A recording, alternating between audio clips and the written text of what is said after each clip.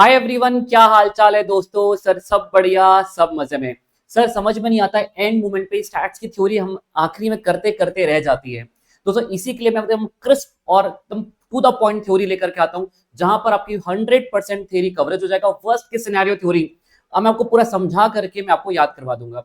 Gas जितने points हमें याद करने वो भी लिखेंगे और 99% थ्योरी मैं आपको समझा दूंगा, तो आपको इसका प्रेशर लेने की जरूरत नहीं है। चलिए दोस्तों शुरुआत करते हैं। उम्मीद करता हूँ 1.5 डेज का प्लानर देख लिया होगा और उसके हिसाब से अब आप लोगों को 10-10 मिनट में मैं सारे चैप्टर की थ्योरी करवाने वाला हूँ। चलिए दोस्तों बिना वक्त को जाया करे शुरू करते हैं। सर एक एक करके देखिए, आपका सबसे पहले बता दो स्टैटिस्टिकल डिस्क्रिप्शन ऑफ डेटा पूरा थ्योरी चैप्टर है जो हमने अलग से कवर किया। तीन मेजर चैप्टर है, एमओसीटी, एमओडी और इंडेक्स नंबर। ये तीन चैप्टर की आपको एक्स्ट्रा से थ्योरी पढ़नी चाहिए, बाकी कहीं कोई जरूरत नहीं है। और हम सभी चैप्टर्स की थ्योरी 15-15 10-10 मिनट में हम कवर कर लेंगे। चलिए दोस्तों सबसे पहले बात करते हैं कंपैरेटिव चार्ट। ऐसे पॉइंट जो सभी पर कॉमन अप्लाई होते हैं उसके बारे में बात करते हैं। गाइस ये नोट्स आपको टेलीग्राम चैनल पे मिल जाएंगे। Guys now let's start. Guys हम बात करते हैं arithmetic mean, median, mod, geometric mean और हार्मोनिक मीन। कुछ थ्योरी दोस्तों मैं जैसे कह रहा हूं मीन वर्ड यूज कर रहा हूं। If I am talking about the mean तो मैं एएम, जीएम और एचएम तीनों के बारे में बात कर रहा हूं। ठीक है, अब सुनिए, whether based on all the observation. क्या दोस्तों अर्थमेटिक मीन का जो फॉर्मूला होता है कि वो सारे ऑब्जर्वेशन को कंसीडर करता है? यस, हमारा फॉर्मूला होता है सम ऑफ ऑल दी ऑब्जर्वेशन, सारे ऑब्जर्वेशन का total divided by number of observation. तो यस, ये सारे ऑब्जर्वेशन को लेकर के चलता है। यहां पे लिखिए यस। लेकिन मीडियन में मैंने ऑलरेडी नो लिख करके दिया है। मीडियन क्या निकालते हैं? n+1/2 नंबर ऑफ ऑब्जर्वेशन का टोटल +1 डिवाइडेड बाय 2। वो बीच के 50% पर को जो बैठा हुआ होता है बस वही मीडियन बनता है। वो एक्सट्रीम पॉइंट्स पे दोस्तों जो इधर कॉर्नर में बैठे उन्हें बिल्कुल भी इंक्लूड नहीं करता। बीच के 50% ऑब्जर्वेशन पर ही बेस्ड होता है। तो गाइस ये सारे ऑब्जर्वेशंस को लेके नहीं चलता। मॉड की बात करें, मॉड कैसे निकलता है? ऐसा नंबर जो सबसे ज्यादा बार आ रहा है उसे हम कहते हैं मॉड। तो ये भी सारे ऑब्जर्वेशन को लेके नहीं चलता।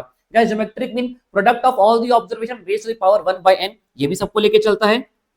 Guys harmonic mean, sum of the reciprocal of all the observation. Guys ये भी सारे ऑब्जर्वेशन को लेके चलता है। तो गाइस इन शॉर्ट में कहूं तो mean is based on all the observations. बाकी हमारा मीडियन और मॉड पार्टीशन वैल्यू की पूरी बात कर लूं मैं, गाइस हमारा सारे ऑब्जर्वेशंस को लेके नहीं चलता। अब आते हैं कंबाइंड एवरेज का फॉर्मूला कहां कहां पे एग्जिस्ट करता है। गाइस यस, कंबाइंड मीन का फॉर्मूला सभी को याद है, n1 x1 bar plus n2 x2 bar upon n1 plus n2। Guys GM का भी कंबाइंड मीन का फॉर्मूला होता है, मैंने लिखवाया है पर इस सिलेबस में आपको एप्लीकेबल नहीं है।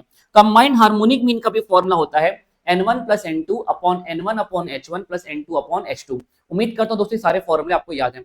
मीडियन के लिए कोई कंबाइंड मीडियन फॉर्मूला एग्जिस्ट नहीं करता, और दो सीरीज को मर्ज कर दें तो कोई कंबाइंड मॉड का फॉर्मूला एग्जिस्ट नहीं करता। सिर्फ मीन के ही कंबाइंड मीन एवरेजेस के फॉर्मूले एग्जिस्ट करते हैं। दो अलग अलग ग्रुप के मीन निकाले, दोनों ग्रुप को मर्ज कर दिया, तो क्या ग्रुप मर्ज वाले ग्रुप का अलग से मीन निकालने की जरूरत है क्या? नहीं, आप कंबाइंड मीन का फॉर्मूला लगाइए, आपका मीन ऑटोमेटिक निकल करके आ जाएगा।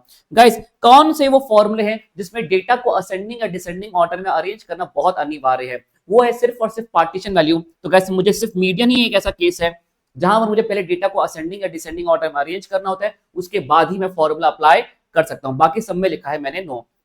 गाइस देखिए समझ के बस लिखते जाइए, आप वहां पे दिमाग लगाइएगा, सोचिएगा, आपका आंसर आ जाएगा। ठीक है, चलिए बात करते हैं सैम्पलिंग फ्लक्चुएशन। दोस्तों इस पे अलग अलग लोगों ने अलग अलग बात करी है।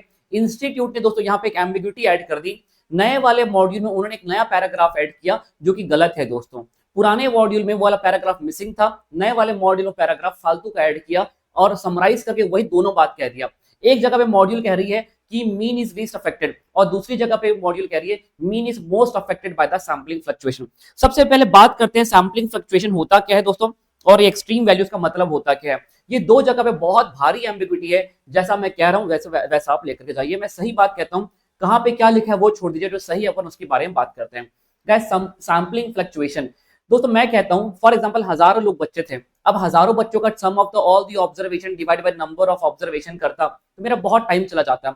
मैंने कहा इधर से कुछ लोग आ जाओ, इधर से कुछ लोग आ जाओ। मैंने हजारों में से कुछ 50 लोगों को बुलाया और उनका मीन निकाला। सीधी बात है, जो 50 लोगों का मीन निकालूंगा और वही 1000 लोगों का मीन निकालता तो दोस्तों फर्क तो पड़ने वाला था।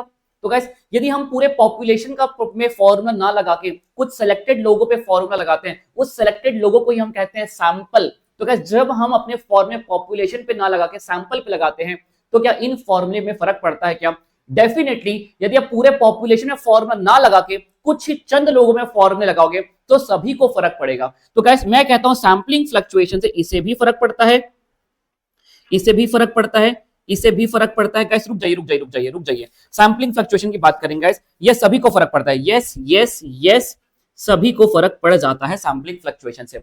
एग्जाम में क्वेश्चन आएगा किसको सबसे कम फर्क पड़ता है, किसको सबसे ज्यादा फर्क पड़ता है। गाइस ये बात याद रखिएगा, सबसे कम फर्क पड़ता है गाइस यहाँ पे, लीस्ट फर्क पड़ता है, लेस फर्क पड़ता है गाइस मीडियन को।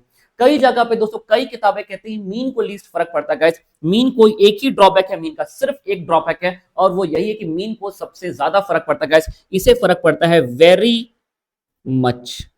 दोस्तों पुरानी वाली मॉड्यूल भी यही कहती है। मुझे लगता है कि न्यू मॉड्यूल में कहीं ना कहीं समराइज बनाते बनाते उन्होंने कुछ गलत ड्राफ्ट कर दिया। उस पैराग्राफ को यदि लिखा गया तो पुराने पैराग्राफ को डिलीट किया जाना चाहिए था, ना तो पुराना पैराग्राफ डिलीट हुआ, एज वी कैन कंक्लूड करके उन्होंने एक नया पैराग्राफ ऐड कर दिया।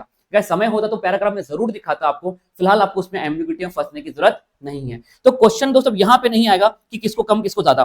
क्या सैंपलिंग फ्लक्चुएशन से सभी को फर्क पड़ता है? सोचने वाली बात है। अरे पूरे पॉपुलेशन में फॉर्मूला ना लगा करके, 1000 लोगों का sum of all the observation divide by number of observation ना करके मैं कुछ 50 लोगों का ही टोटल करूंगा, तो डेफिनेटली मेरे में वेरिएशन तो आएगा ही आएगा। मान लेते हैं मीन होना चाहिए था 60, तो मीन कुछ यहाँ पे दोस्तों 58 या 57 आएगा। तो बात ये कि कौन कब सबसे ज्यादा क्लोजेस्ट आएगा, तो गाइस मैं कहता हूं मीडियन आपका सबसे क्लोजेस्ट आएगा। सबसे कम इसको इसलिए फर्क पड़ेगा क्योंकि बीच की सेंट्रल वैल्यू पे फर्क पड़ता है। सैंपलिंग फ्लक्चुएशन दोस्तों, सैंपल को जब ढूंढते हैं तो ऐसा नहीं होता कि सब कुछ इस कोने से उठा लिया, इधर कोने से नहीं उठाया। हम एक दोस्तों रैंडम उठाते हैं, कुछ यहां से कुछ यहां से कुछ यहां से।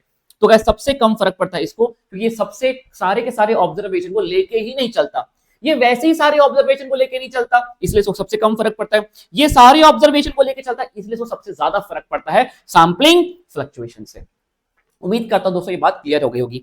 दोस्तों एक्सट्रीम वैल्यू, अब बहुत अच्छी एम्बिग्यूटी यहाँ पे दोस्तों इंस्टीट्यूट ने ऐड करके रखी है, इसके बारे में डिटेल में बात करते हैं। गाइस एक्सट्रीम वैल्यू का मतलब क्या है, देखिए मान लेते हैं दोस्तों ऑब्जर्वेशन से 2, 6, 8 और 10, मैंने कहा इसका एवरेज निकालिए। इसका एवरेज आप कैसे निकालेंगे? Just a second, yes started recording, yes. दोस्तों सर हम मीन कैसे निकालेंगे? 2 + 6 + 8 + 10 sum of all the observation divided by 1 2 3 4 divided by 4, कितना आ गया आपका एवरेज? 6.5। एक्सट्रीम का मतलब होता है, मान लेते मैंने इसमें मैंने बड़ी वैल्यू, एक्सट्रीम एक बड़ी वैल्यू प्लांट कर दी 500। अब दोस्तों आप एवरेज निकालिए, sum of all the observation 2 + 6 + 8 + 10 + 500 divided by number of observation 1 2 3 4 5 divided by 5। आपका मीन खिसक के कहां चला गया? 105.2। दोस्तों मैं कहना यह चाहता हूं, यदि मैंने एक्सट्रीम वैल्यू सडनली कोई बड़ी वैल्यू ऐड कर दी तो क्या मेरे मेजर ऑफ सेंट्रल टेंडेंसी को फर्क पड़ता है क्या? तो गैस यस फर्क तो पड़ता है अमन सर। गैस किसको फर्क पड़ता है? मीन को तो फर्क पड़ गया। सुनिएगा गैस, मीन को तो फर्क पड़ गया। अब बात करते हैं मीडियन को फर्क पड़ेगा क्या? गैस मीडियन को उतना फर्क नहीं पड़ेगा। मीडियन पहले भी दोस्तों 50% पर बैठा हुआ था, इसके आने से मेरा मीडियन थोड़ा इधर खिसकेगा, पर मीडियन दोस्तों उतना फर्क नहीं पड़ेगा। इसलिए हम कहते हैं एक्सट्रीम वैल्यू से कोई बड़ी वैल्यू को ऐड कर दिया तो गाइस उससे मीन को फर्क नहीं पड़ता, बाकी सबको फर्क पड़ जाता है। गाइस आगे बढ़ेंगे। सबसे दोस्तों क्या मीन को फर्क पड़ेगा? हाँ मीडियन दोस्तों आपका यदि कोई बड़ी वैल्यू ऐड कर भी थी तो भी आपका मीडियन सेंट्रल वैल्यू पे जो बैठा है वही बनेगा, अभी भी आपका सेंट्रल वैल्यू पे जो बैठा है वही बनेगा। तो गाइस यहां पर इससे कोई फर्क नहीं पड़ता। अब दोस्तों आते हैं, यदि मीन को फर्क पड़ता अर्थमेटिक मीन को गाइस, तो डेफिनेटली यहाँ पे ज्योमेट्रिक मीन और हार्मोनिक मीन दोनों को फर्क पड़ेगा। अब क्वेश्चन ये आ सकता है कि अर्थमेटिक मीन, हार्मोनिक मीन और ज्योमेट्रिक मीन में भी एक्सट्रीम वैल्यू से सबसे ज्यादा फर्क किसको पड़ता है? गाइस सबसे ज्यादा, इसको ग्रीन पे लिखते हैं, सबसे ज्यादा फर्क पड़ता है ग्रेटेस्ट इफेक्ट, यहां लिखते हैं गाइस सबसे ज्यादा फर्क पड़ता है, ग्रेटेस्ट इफेक्ट है दोस्तों, सबसे ज्यादा फर्क पड़ता है आपके हार्मोनिक मीन को। और गाइस यदि इसमें बात करूं, इसमें थोड़ा सा ही फर्क पड़ता है, ज्यादा फर्क नहीं पड़ता, ऐसा कहना है गाइस। यदि मान लीजिए मैं कंपैरिजन के पॉइंट ऑफ व्यू से कह रहा हूं कि सबसे ज्यादा फर्क किसको पड़ता है सैंपलिंग एक्सट्रीम वैल्यू से, तो वो है दोस्तों हार्मोनिक मीन को। क्यों? क्योंकि 1 अपॉन नंबर है, जितना बड़ा नंबर होगा, हमारा इसका क्या रेसिप्रोकल ऑफ ऑब्जर्वेशन होता है, तो जितने बड़े नंबर से डिवाइड करोगे उतना छोटा आपका हार्मोनिक मीन होता चला जाएगा। तो गाइस इसलिए कहते हैं सबसे ज्यादा फर्क इसको पड़ता है। और गाइस मैं बात कहूं आपको तो फर्क किसको नहीं पड़ता? मीडियन को फर्क नहीं पड़ता। अब आते हैं दोस्तों एक एम्बिग्यूटी, क्या अमन सर मॉड को फर्क पड़ता है क्या? बहुत ध्यान से, मैं इसका आंसर यस भी लिख सकता हूं, मैं इसका आंसर नो भी लिख सकता हूं। इसीलिए दोस्तों आपके मॉड्यूल ने इसका आंसर दिया नन। आपको एक क्वेश्चन मिलेगा एडिशनल क्वेश्चन बैंक में, और एडिशनल क्वेश्चन बैंक का क्वेश्चन नंबर 78। तो गाइस अब मैं आपको समझाता हूं क्यों। गाइस मान लेते हैं एक क्वेश्चन लेते हैं 2 3 3 6 8। आप बताइए मॉड कितना है। सर मॉड है 3। मॉड होता है जो नंबर सबसे ज्यादा बार आता है। अब दोस्तों मैंने इसमें एक एक्सट्रीम वैल्यू ऐड कर दिया, बड़ी सी वैल्यू ऐड कर दिया मैंने 63, एक बड़ी वैल्यू ऐड कर दिया 63। अभी भी मॉड कितना है, अभी भी मॉड 3 है, लेकिन दोस्तों मैंने 63 को ही 2 बार ऐड कर दिया। तो गाइस अब मेरा मॉड कौन सा हो गया, अब मेरा मॉड हो गया 63। यदि आपने एक्सट्रीम वैल्यू को उतने बार ही ऐड किया कि वो पीक पॉइंट नहीं बनता, तब हमारे मॉड को फर्क नहीं पड़ता। लेकिन आपने एक्सट्रीम वैल्यू जो बड़ी वाली वैल्यू ऐड की उसको एक बार ना ऐड की, ज्यादा बार ऐड कर दिया। अब पीक पॉइंट 263 को आपने 3 बार ऐड कर दिया, तो गाइस अब आपका मॉड हो चुका है 63। और गाइस मैं कहूंगा यस अब मॉड को फर्क पड़ गया। तो यदि क्वेश्चन पूछा जाए कि क्या मॉड को एक्सट्रीम वैल्यू से फर्क पड़ता है क्या, ऑप्शन होगा यस नो हाई लो। आप प्रेफर करिए नो, गाइस सॉरी आप प्रेफर करिए नन। हाँ भी आंसर है और ना भी आंसर है। हाँ यदि ऐसा स्पेसिफिक कह दे some time yes some time no, तो आप बोलना यस ये ज्यादा एप्रोप्रिएट आंसर है। उम्मीद करता हूं दोस्तों ये पॉइंट क्लियर हो गया होगा। मैं एडिशनल क्वेश्चन बैंक में 78 क्वेश्चन है जिन्होंने इसका आंसर दिया है नन, और नन देने का रीजन ही यही है, यदि एक्सट्रीम वैल्यू सिर्फ एक बार ऐड हुई तो कोई फर्क नहीं पड़ेगा, ज्यादा बार ऐड हो गई पीक पॉइंट बदल गया, मॉड बदल गया। तो some time yes some time no. उम्मीद करता हूं दोस्तों बहुत क्लैरिटी से बात कर रहे हैं हम। सर देखिए हम सुटेबल बात करते हैं दोस्तों ओपन एंड के केस, बस इसे हाईलाइट करिए। ओपन एंड के केस में दोस्तों हम प्रेफर करेंगे पार्टीशन वैल्यू, पूरा पार्टीशन वैल्यू। पर मैं मीडियन के बारे में बात करता हूं। गाइस क्या होता है ओपन एंड इंटरवल, मान लेते मैं कहता हूं बिलो 10, 10 से 20, 20 से 30, गाइस 30 से 40, अबव 50 ऐसा लिख के छोड़ दिया। इसको हम कहते हैं open and interval. Guys open and interval के केस में हम पार्टीशन वैल्यू ही प्रेफर करेंगे, क्योंकि ओपन एंड के केस में दोस्तों हमें चाहिए बीच की। पार्टीशन वैल्यू ही एक ऐसा कॉन्सेप्ट है, गाइस मीडियन ही एक ऐसा कॉन्सेप्ट है जो बीच के 50% लोगों को कंसीडर करता है। इन्हें तो एक्सट्रीम वैल्यू मतलब एक्सट्रीम एंड पे जो बैठे हुए लोग हैं, एक्सट्रीम एंड पे जो बैठे हुए लोग हैं उन्हें तो कंसीडर ही नहीं करता। तो चाहे तू बिलो हो चाहे अबव हो, ओपन एंड है मुझे कोई फर्क ही नहीं पड़ता, मैं तो बीच के 50% लोगों को लेकर चलने वाला हूं। तो गाइस इस केस में गाइस प्रेफर होगा ओपन एंड। डिस्ट्रीब्यूशन के केस में बेस्ट है मीडियम। गाइस अब बात करते हैं, सुनिएगा क्वालिटेटिव, गाइस इसे छोड़ दो। क्वालिटेटिव डेटा के केस में गाइस बताऊंगा क्वेश्चन आएगा इसमें, क्वालिटेटिव डेटा के केस में मॉड प्रेफर्ड रहेगा। इसमें प्रैक्टिकल क्वेश्चन में कराऊंगा। सुनिए यदि आपको एवरेज निकालना है रेशियोज का और रेट का, किसका दोस्तों, रेशियोज का और रेट का, तो AM and GM both are preferred. लेकिन मान लीजिए मैं आपको एवरेज निकालना ratio rates and percentage word use कर दूं गाइस, तो जब भी आपको एवरेज निकालना परसेंटेज का तो जीएम इज द बेस्ट। यदि क्वेश्चन आया which one of the following is best method in case of ratios and rates, तो आप प्रेफर करिए एएम एंड जीएम बोथ। पर रेशियो रेट्स एंड परसेंटेज तो आप सिर्फ और सिर्फ आंसर करिए जीएम को, आप बिल्कुल भी एचएम को कंसीडर ना करें। परसेंटेज के केस में आप सिर्फ जीएम को ही बेस्ट मेथड माना जाएगा। दोस्तों यदि कोई भी ऐसी सिचुएशन नहीं दी है तो गाइस हम प्रेफर करते हैं हमेशा सिचुएबल केस में, अदर केस में इसके अलावा हर केस में अरिथमेटिक मीन को बेस्ट मेथड का खिताब दिया गया है। उम्मीद करता हूं दोस्तों ये पॉइंट क्लियर हो गया होगा। अब एक और बात करते हैं, सर यहाँ पे जो रेशियोज होते हैं गाइस, ये जो रेशियोज होते हैं मान लो इंक्रीजिंग और डिक्रीजिंग रेशियो है। जैसे मान लीजिए कोई रेशियोज देके रखे हैं कंपनी के प्रॉफिट्स डिक्लाइनिंग इंक्रीजिंग रेशियो है, ग्रोथ रेट देके रखा, ग्रोथ रेट देके रखा, वो भी कैसा ग्रोथ रेट इंक्रीजिंग रेट देके रखा है, तो मैं ये प्रेफर करूंगा। लेकिन गाइस ऐसे रेट्स हैं दोस्तों, या तो ऐसे रेट जो स्पीड डिस्टेंस टाइम की बात करते हैं दोस्तों, प्राइस डिस्टेंस क्वांटिटी, तो इस केस में दोस्तों मैं एचएम को प्रेफर करूंगा। दोनों जगह पे रेट्स हैं, पर रेट्स में क्या फर्क है, ये रेट्स गाइस इंक्रीजिंग और डिक्रीजिंग रेट है, और ये रेट्स दोस्तों इंक्रीजिंग डिक्रीजिंग नहीं है, इंक्रीजिंग कभी डिक्रीजिंग, इंक्रीजिंग कभी डिक्रीजिंग चलेगा। स्पीड डिस्टेंस अपॉन टाइम एक रेशियो है गाइस, स्पीड डिस्टेंस वेलोसिटी, ऐसे केस में दोस्तों एचएम प्रेफर करेंगे। पर चलिए सिचुएशन छोड़ देते हैं, हम सिर्फ रेशियोज और रेट्स की बात करें, सिर्फ रेशियो रेट्स वर्ड यूज किया, जीएम एंड एचएम बोथ, पर परसेंटेज घुसा दिया तो गाइस सिर्फ जीएम को टिक करेंगे। उम्मीद करता हूं दोस्तों ये पॉइंट क्लियर हो गया। ओपन एंड के केस में मीडियन, गाइस क्वालिटेटिव डेटा है तो मॉड, और दोस्तों अदर केस में प्रेफर्ड होता है हमारा क्या, अरिथमेटिक मीन। चलिए गाइस हम ग्राफिकली क्या नहीं निकाल सकते, मीन नहीं कर निकाल सकते। देखिए यहाँ पे मीन में लिखा है नो, कोई भी हम मीन नहीं निकाल सकते। गाइस हमने पढ़ा है statistical description of data, guys we can compute the median, median निकाल सकते हैं ओजीव से, याद होगा आपको। और गाइस मॉड निकाल सकते हैं हम हिस्टोग्राम से, हिस्टोग्राम ग्राम। तो गैस ये दोनों ग्राफिकल मेथड थे, और गैस हम हिस्टोग्राम से निकाल सकते हैं मॉड, और जहां पे लेस देन और मोर देन ऑब्जेक्ट टकराता है वहां से हम निकाल सकते हैं मीडियन। हम मीन नहीं निकाल सकते ग्राफिकल मेथड से, बाकी सारे मेथड से हम पार्टीशन वैल्यू निकाल सकते हैं दोस्तों, हम मॉड निकाल सकते हैं, but we can not compute mean. उम्मीद करता हूं दोस्तों ये पॉइंट क्लियर हो गया होगा। गैस ओरिजिन और स्केल से दोनों को, क्या इंडिपेंडेंट वर्ड लिखा है मैंने, इंडिपेंडेंट, क्या ये ओरिजिन और स्केल के इंडिपेंडेंट नहीं, डिपेंडेंट है।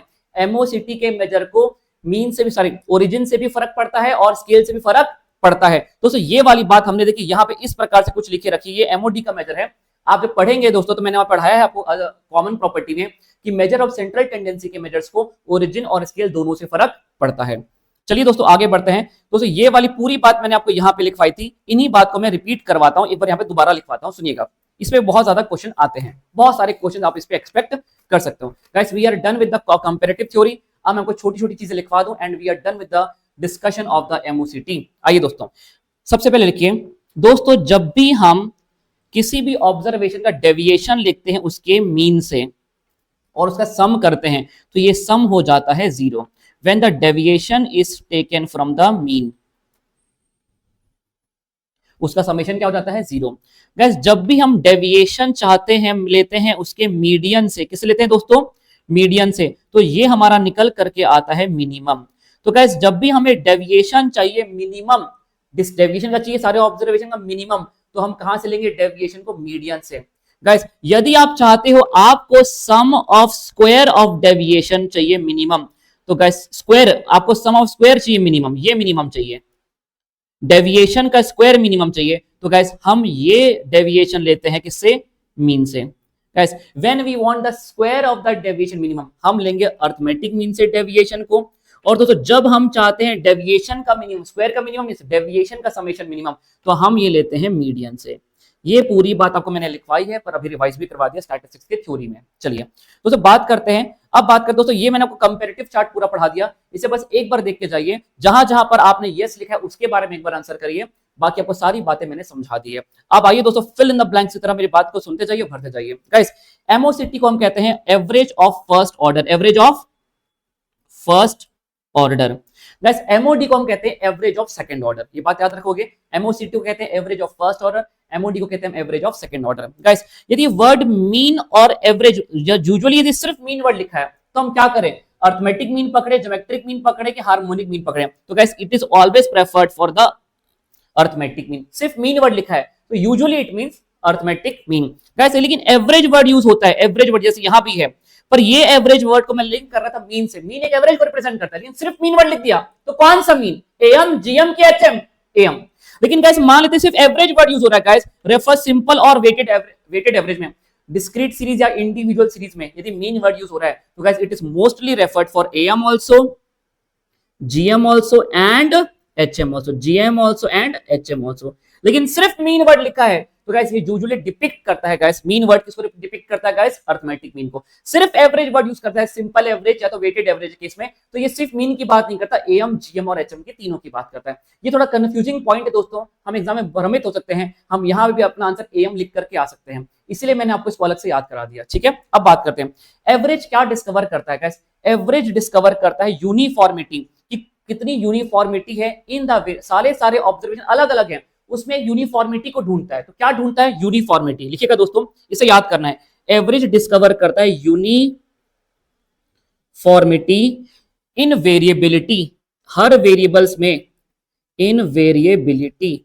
आपको ये ऑर्डर याद रखना है गाइस, क्या ढूंढता है, एवरेज हमें ढूंढ के देता है कितना, गाइस क्या है, यूनिफॉर्म है डेटा इन द अलग अलग वेरिएबल्स में, क्या यूनिफॉर्मिटी है। गाइस ऑप्शन क्या आएगा, वो यूनिफॉर्मिटी ढूंढता है इन वेरिएबिलिटी, वो वेरिएबिलिटी ढूंढता है कि इन यूनिफॉर्मिटी। तो गाइस सीक्वेंस क्या है, वो यूनिफॉर्मिटी को ढूंढता है हर एक वेरिएबल में, कि हर वेरिएबल में कितनी यूनिफॉर्मिटी है। तो गाइस एवरेज क्या डिस्कवर करता है, यूनिफॉर्मिटी इन द वेरिएबिलिटी। जो हम रेड पेन से लिख रहे हैं गाइस वो आपको एक बार याद रखना है, बाकी आप कोई भी चीज भूलने वाले नहीं है, ठीक है। चलिए average has relevance for, guys यदि सारे डेटा होमोजीनियस है, होमोजीनियस मतलब सारे डेटा एक समान है, जब सारे डेटा एक समान है तो मीन निकाल के क्या कर लोगे, एवरेज निकाल के क्या कर लोगे, एवरेज निकाला ही वहां पे जाता है जब पॉपुलेशन होती है हेट्रोजीनियस नेचर की। गाइस कैसी होती है, हेट्रोजीनियस, हेट्रोजीनियस पॉपुलेशन, या तो हेट्रोजीनियस पॉपुलेशन बोल दो या तो हेट्रोजीनियस डेटा बोल दो।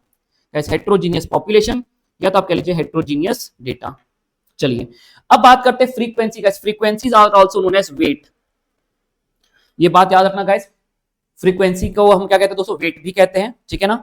ईच वैल्यू इज, यदि हर वैल्यू को एक बार ही लिया, मतलब हमने फ्रीक्वेंसी को बिल्कुल इंपॉर्टेंस नहीं दी, तो गाइस इसे हम कहते हैं सिंपल एवरेज। क्या कहते हैं दोस्तों, simple average. Sum of all the observation divided by number of observation. यदि हमने फ्रीक्वेंसी को इग्नोर मार दिया guys, sum of all the observation divided by number of observation किया, इसे ही कहते हैं हम इंडिविजुअल सीरीज, या तो हम कहते हैं सिंपल एवरेज गाइस। और इस सिंपल एवरेज को एक और चीज कहते हैं दोस्तों, अनवेटेड एवरेज। क्या कहते हैं, अनवेटेड। जब वेट को कंसीडर ही नहीं किया, जब फ्रीक्वेंसी को कंसीडर ही नहीं किया, तो गाइस उसको हम कहते हैं अनवेटेड एवरेज सर। और जब हमने जो वैल्यू जितने बार आ रही है, मान लीजिए ऑब्जर्वेशन 5-10 बार आ रहा है, तो अपने summation of fi into xi किया, फ्रीक्वेंसी को भी कंसीडर किया, तो गाइस उससे हम कहते हैं weighted average. Weighted average guys, जब आपने वेट को कंसीडर नहीं किया, फ्रीक्वेंसी को कंसीडर नहीं किया, सिंपल एवरेज। अनवेटेड, फ्रीक्वेंसी को ही तो वेट कहते हैं, कंसीडर नहीं किया अनवेटेड। फ्रीक्वेंसी जो ऑब्जर्वेशन जितने बार आ रहा है, सो कंसीडर किया, वेटेड कहते हैं दोस्तों से। गाइस करेक्शन फैक्टर कहां पे अप्लाई होता है सर, करेक्शन फैक्टर कहां पर अप्लाई होता है लिख दे, या तो करेक्शन फैक्टर किसके लिए अप्लाई होता है सर, एक्सक्लूसिव सीरीज के लिए अप्लाई होता है। कई बार लोग यहां पे गलती कर रहे हैं, करेक्शन फैक्टर अप्लाई होता है इंक्लूसिव में ना, correction factor is applied in लिख दे, तो ये मत सोचना कि इंक्लूसिव में अप्लाई होता है। हाँ, इंक्लूसिव को एक्सक्लूसिव करने के लिए हम करेक्शन फैक्टर लगाते हैं 0.5 माइनस 0.5 प्लस। और दोस्तों ये अप्लाई किसके लिए होता है, अप्लाइड इन बोल दे, इज अप्लाइड फॉर कह दे, गाइस आपका आंसर होगा exclusive. Exclusive type of data या तो exclusive types of distribution, exclusive type. क्या ये पॉइंट क्लियर है? गलती से यहां पे इंक्लूसिव मत कर देना सर, इंक्लूसिव को एक्सक्लूसिव करवाने के लिए। अरे यूज किसके लिए होता है, एक्सक्लूसिव के लिए। चलिए गाइस एक बार रिवाइज करते हैं। MOCT average of first order, answer छुपा रहा हूं मैं। मीन वर्ड जनरल यूज होता है अर्थमेटिक मीन के लिए, एवरेज वर्ड जो यूज होता है वो होता है एएम जीएम एचएम के लिए। एवरेज क्या डिस्कवर करता है, वेरिएबिलिटी ना ना, यूनिफॉर्मिटी किसमें, वेरिएबल्स में, ठीक है। एवरेज का रेलेवेंस कहां पे, होमोजीनियस डेटा की हेट्रोजीनियस। अरे जहां पे डेटा होमोजीनियस है वहां पे एवरेज का क्या काम, ये तो काम ही आता है कहां पे, जब डेटा होता है हेट्रोजीनियस। फ्रीक्वेंसी को हम कहते हैं वेट। जब सारे ऑब्जर्वेशन को एक ही बार लिया, सिंपल एवरेज। फ्रीक्वेंसी को कोई इंपॉर्टेंस नहीं दी, वेट को कोई इंपॉर्टेंस नहीं दिया, अनवेटेड। जब जो ऑब्जर्वेशन जितने बार आ रहा है उसको इंपॉर्टेंस दिया, फ्रीक्वेंसी को इंपॉर्टेंस दिया, समेशन fi xi, गाइस इसको ही हम कहते हैं वेटेड। कंटीन्यूअस को ही हम कहते हैं वेटेड। गाइस करेक्शन फैक्टर कहां पे अप्लाई होता है, याद है, इंक्लूसिव को एक्सक्लूसिव, तो कहां पे अप्लाई होता है, एक्सक्लूसिव के लिए यूज होता है, exclusive type of distribution. Guys देखिए ये छोटे छोटे ऐसे क्वेश्चन है जो एम्बिग्विटी आपके दिमाग में ला सकते हैं, जिन्हें मैं डिस्कस करके आपको याद करवा देता हूं। आइए आगे बढ़ते हैं। गाइस यूजुअली मीन, अब बात करते हैं मीन के लिए। गाइस अब मैंने आपको एक जनरल थ्योरी पढ़ा दी एमओसीटी की, अब मीन मीडियन मॉड के सारे पॉइंट्स लिखवा दूं आपको। And guys practical cum theory, ऐसे क्वेश्चन में थ्योरी क्वेश्चन कैसे बनते हैं। And guys we are done with the MOCT. सबसे बड़ा चैप्टर आपका थ्योरी का एमओसीटी ही है, समझ रहे हैं, स्टैटिस्टिकल डिस्क्रिप्शन ऑफ डेटा के बाद। इसलिए दोस्तों ये टाइम लग रहा है एमओडी, और बाकी समय आपको 10-10 मिनट से ज्यादा नहीं लगेंगे। मैं पूरी कोशिश तो कर रहा हूं कि आपका जल्दी कवर कराऊं, बट गाइस कंटेंट काफी ज्यादा कवर कर रहा हूं मैं, सुनिएगा। गाइस आइए बात करते हैं मीन। गाइस इसको यूजुअली हम कहते हैं बेस्ट मेजर। क्या कहते हैं दोस्तों, यही है गाइस आपका बेस्ट मेजर। हाँ यूजुअली मतलब वो सिचुएशन टू सिचुएशन अलग अलग होता है, पर कोई सिचुएशन आपने नहीं कही तो यूजुअली हम कहेंगे भैया mean is the best. Open end के केस में मीडियन, क्वांटिटेटिव डेटा के, क्वालिटेटिव डेटा के केस में mode. Guys are you getting a point? Yes. को मोस्ट कॉमनली सबसे ज्यादा यूज होता है ये पूल्ड मीन को गाइस हम कहते हैं grouped mean. Guys grouped mean, guys pulled, दोनों ग्रुप को मर्ज कर दिया, combined mean. Guys combined mean बोल दो या ग्रुप्ड मीन कह दो guys, they all pulled mean. Group A को पुल करके ग्रुप 2 को पुल करके एक नया पुल बना लिया, summation fi xi n1 x1 bar plus n2 x2 bar upon n1 plus n2। Guys इसे हम कहते हैं ग्रुप्ड मीन। कहता है ना कंबाइंड मीन निकालिए, ग्रुप मीन निकालिए। चलिए दोस्तों, arithmetic mean is used to calculate. सुनिएगा ये दोस्तों, मैं चाहता हूं आप इसे याद रखे जाइए, आप इसे करके जाइए, लर्न इट। मैं लिखवाता हूं, आप इसे याद करके जाइए, सुनिएगा। अर्थमेटिक मीन को यूज करते हैं टू कैलकुलेट वेरिएबिलिटी। क्या ये बात याद रखोगे? अर्थमेटिक मीन हमारा, देखिए दोस्तों, हम अल्टीमेटली कैलकुलेट क्या कर रहे हैं guys, is used to calculate variability. Variability, और दोस्तों इसमें लिखिएगा वेरिएबिलिटी, या तो लिखिए एंड जब हमें चाहिए सैंपलिंग फ्लक्चुएशन वर्ड नहीं कह रहा मैं, जब हम चाहते हैं कि सैंपलिंग वेरिएबिलिटी हम चाहते हैं रहे least, sampling variability is least. जब गाइस सैंपलिंग वेरिएबिलिटी एक अपने आप में अलग शब्द है और सैंपलिंग फ्लक्चुएशन अपने आप में एक अलग शब्द है। मैं चाहता हूं दोस्तों बस आप ये वाली बात को याद रखे जाए, यदि ये क्वेश्चन आ जाता है तो वहां पे आपको क्रैक नहीं होगा जब तक आप इसे याद करके ना जाए। तो गाइस अरिथमेटिक मीन को यूज करते हैं टू कैलकुलेट वेरिएबिलिटी, और जब हम चाहते हैं कि सैंपलिंग फ्लक्चुएशन नहीं, सैंपलिंग फ्लक्चुएशन कम चाहिए तो मीडियन यूज करिए, सैंपलिंग वेरिएबिलिटी वर्ड आ रहा है जब हमें चाहिए सैंपलिंग वेरिएबिलिटी लेस हो। और दोस्तों देखिएगा एक लास्ट पॉइंट, एंड गाइस हमें चाहिए एक रिप्रेजेंटेटिव वैल्यू, समझाऊंगा इसका मतलब, हमें चाहिए एक रिप्रेजेंटेटिव वैल्यू एंड गाइस जो हमारा डेटा है एंड डिस्ट्रीब्यूशन इज, सबसे इंपॉर्टेंट वर्ड, एसिमेट्रिकल। अभी समझाता हूं, a distribution is asymmetrical, asymmetrical. Sir आप कहना क्या चाहते हो, बस हाईलाइट करिए वर्ड एसिमेट्रिकल, खत्म। गाइस मीन का यही एक 3-4 पॉइंट्स है जिसमें आपको एक ही पॉइंट मैंने याद करने के लिए बोला, बाकी आपको याद होगा यूजुअली कौन बेस्ट है, मीन। ओपन एंड केस में मीडियन, कॉमनली पूल्ड को क्या कहते हैं, ग्रुप्ड मीन भी कहते हैं। सबको पुल किया और कंबाइंड मीन का फॉर्मूला लगा लिया। गाइस अरिथमेटिक मीन को यूज करते हैं जब मुझे कैलकुलेट करना है वेरिएबिलिटी, या तो आप चाहते हैं सैंपलिंग फ्लक्चुएशन, ना ना ना ना सैंपलिंग वेरिएबिलिटी कम रहे, तब क्या प्रेफर करेंगे हम, एएम। और गाइस सुनिए, अल्टीमेटली हम एवरेज कैलकुलेट क्यों कर रहे हैं सर, एवरेज कैलकुलेट करना मतलब सिंगल वैल्यू को प्राप्त करना, ऐसी सिंगल वैल्यू को प्राप्त करना जो पूरे पॉपुलेशन को रिप्रेजेंट कर सके। तो अल्टीमेटली मैं मीन कैलकुलेट कर रहा हूं एक रिप्रेजेंटेटिव वैल्यू पाने के लिए जो पूरे पॉपुलेशन को रिप्रेजेंट कर सके। लेकिन दोस्तों ये कब रेफर करेंगे हम मीन, जब डेटा एसिमेट्रिकल है। यदि डेटा सिमेट्रिकल है, all the observations are same, तो मीन मीडियन मॉड सब सेम हो जाएगा। तो उस केस में मीन को क्यों प्रेफर करूंगा, मैं कुछ भी लगा लूं, चाहे मीन लगा लूं, चाहे मीडियन लगा लूं, चाहे मॉड, सब सेम है।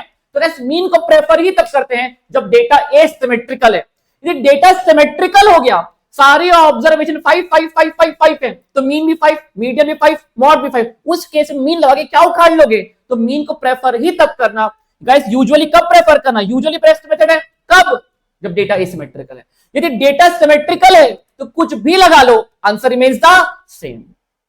गाइस तो मैं पूछूं, arithmetic mean is used to calculate variability जब हमें सैंपलिंग फ्लक्चुएशन, ना ना ना ना सैंपलिंग वेरिएबिलिटी लीस्ट चाहिए। और लास्ट पॉइंट गाइस, हमें एक रिप्रेजेंटेटिव वैल्यू चाहिए, वो सब देते हैं, लेकिन हमारा डेटा कैसा है, एसिमेट्रिकल। सिमेट्रिकल है तो कुछ भी लगा ले भाई, एसिमेट्रिकल है तो मीन के पास आ, यही यूजुअली बेस्ट मेथड माना जाता है। समझा दोस्तों। गाइस यहां पर हमारा खत्म होता है मीन का थ्योरी। अब बात करते हैं median is the best method. Best measure कब है, वो सिचुएशन बताइए। सर आपने ऑलरेडी बता दिया, open and classification, open and classification के केस में समझा दिया है मैंने इसको दोस्तों।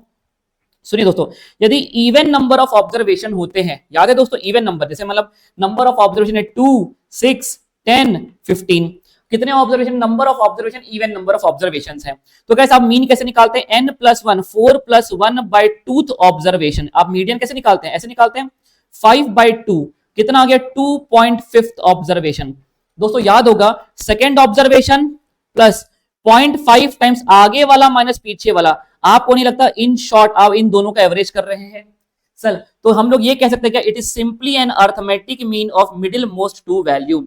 जब भी आपके पास नंबर ऑफ ऑब्जर्वेशन है इवन नंबर ऑफ है, और नंबर ऑफ ऑब्जर्वेशन होता तो मैं ये नहीं कहता, पर यदि इवन नंबर ऑफ, यदि 4 ऑब्जर्वेशन है, 6 ऑब्जर्वेशन है, 8 ऑब्जर्वेशन है, तो कैसे मैं ये कह सकता हूं, आप चाहे यहां से मीडियन निकाल लो, या तो आप इन दोनों का मिडिल मोस्ट 2 वैल्यू का आप एवरेज कर दो, answer will remain the same. Ultimately 0.5 times आगे वाला माइनस पीछे वाला, वही तो कर रहे हो। तो गैस इसलिए कहते हैं जब gas number of observation, even number of observations होते हैं, it just a simple average of middle to values, it is simple average of middle to values. चलिए बात करेंगे guys number of observation. Guys median के case में median क्या होता है, मिडिल मोस्ट वैल्यू है, मिडिल क्या मोस्ट वैल्यू है, इसके इधर भी 4 लोग, इसके इधर भी 4 लोग। गाइस मीडियन वो पोजीशन है जिसके राइट हैंड साइड में भी नंबर ऑफ ऑब्जर्वेशन सेम है और लेफ्ट हैंड साइड में भी नंबर ऑफ ऑब्जर्वेशन सेम है। यदि इसके इधर 3 लोग हैं तो इसके इधर भी 3 लोग हैं, उसी को दोस्तों कहते हैं मीडियन, जो एग्जैक्ट सेंटर पे कट लगाता है। तो गाइस यहां पे मैंने क्या लिखा, ये लिख दिया। गाइस सुनिएगा, एक एम्बिग्यूटी है, mean and median can not be treated algebraically. समझिए, ट्रीटेड एल्जेब्रिकली का मतलब क्या होता है? क्या दोस्तों मीडियन के लिए कोई कंबाइंड मीडियन का फॉर्मूला एग्जिस्ट करता है? नहीं। तो मीडियन वाले दो अलग अलग ग्रुप के मीडियन है, दोनों को मर्ज करेंगे तो क्या कोई मैथमेटिकल ट्रीटमेंट है क्या इनका? नहीं है। तो गैस वैसे तो कायदे से मैं बोलूं आपको तो mean and median both can not be treated algebraically. लेकिन मान लेते हैं एग्जाम में कोई क्वेश्चन आ गया जहां पे मीन मीडियन मॉड सब दे दिया, तो हम तो बोलेंगे मीन एंड मीडियन दोनों को नहीं निकाल सकते। गैस इस केस में आप प्रेफर करिएगा सिर्फ मॉड को आंसर को। लेकिन दोस्तों मान लीजिए कल को कि ऐसा क्वेश्चन आ जाए, अभी एक क्वेश्चन आपके मॉड्यूल में है जहां पे उन्होंने मीन मीडियन मॉड तीनों देके रखा है, तो गाइस वो कहता है, इंस्टीट्यूट का क्वेश्चन कहता है mod can not be treated algebraically. मेरा मानना यह है कि वहां पे उन्होंने मीडियन गलती से ड्राफ्ट कर दिया ऑप्शन में, उन्होंने एएम जीएम एचएम और मॉड लिखते तो मैं सिर्फ मॉड को टिक करता। लेकिन यदि आपने मीन एंड मीडियन दोनों लिख दिया दोस्तों तो मेरा एक और आंसर होना चाहिए था ए एंड बी बोथ। पर फिलहाल दोस्तों ऐसा आंसर उन्होंने नहीं पकड़ा। गैस यदि ऑप्शन में आपको सिर्फ ऐसा ना मिले ए एंड बी बोथ या मीन एंड मीडियन बोथ, आप सिर्फ मॉड को टिक करिए। पर दोनों मिल जाए तो gas mean and median both can not be treated algebraically को टिक करके आइएगा। चलिए आगे बात करते हैं दोस्तों, ये आपको लर्न करना है, ये आपको याद करने वाला पॉइंट है, लर्न इट। याद करिए दोस्तों, 3 क्वार्टाइल्स होते हैं Q1 Q2 Q3 जो हम पार्टीशन वैल्यू में निकालते हैं दोस्तों, वो यूज होता है बाउल्स फॉर्मूले में, बॉलिस फॉर्मूले में। लिखिए दोस्तों ये आगे बाउलिस फॉर्मूला, BOYLEYS बॉलिस फॉर्मूले में यूज होता है। तो अब मैं बात जानता हूं, इसे बहुत सारे आपको साइंटिस्ट के एग्जांपल दे देगा, आप ये बात याद रखना है बाउलिस फॉर्मूले में यूज होता है।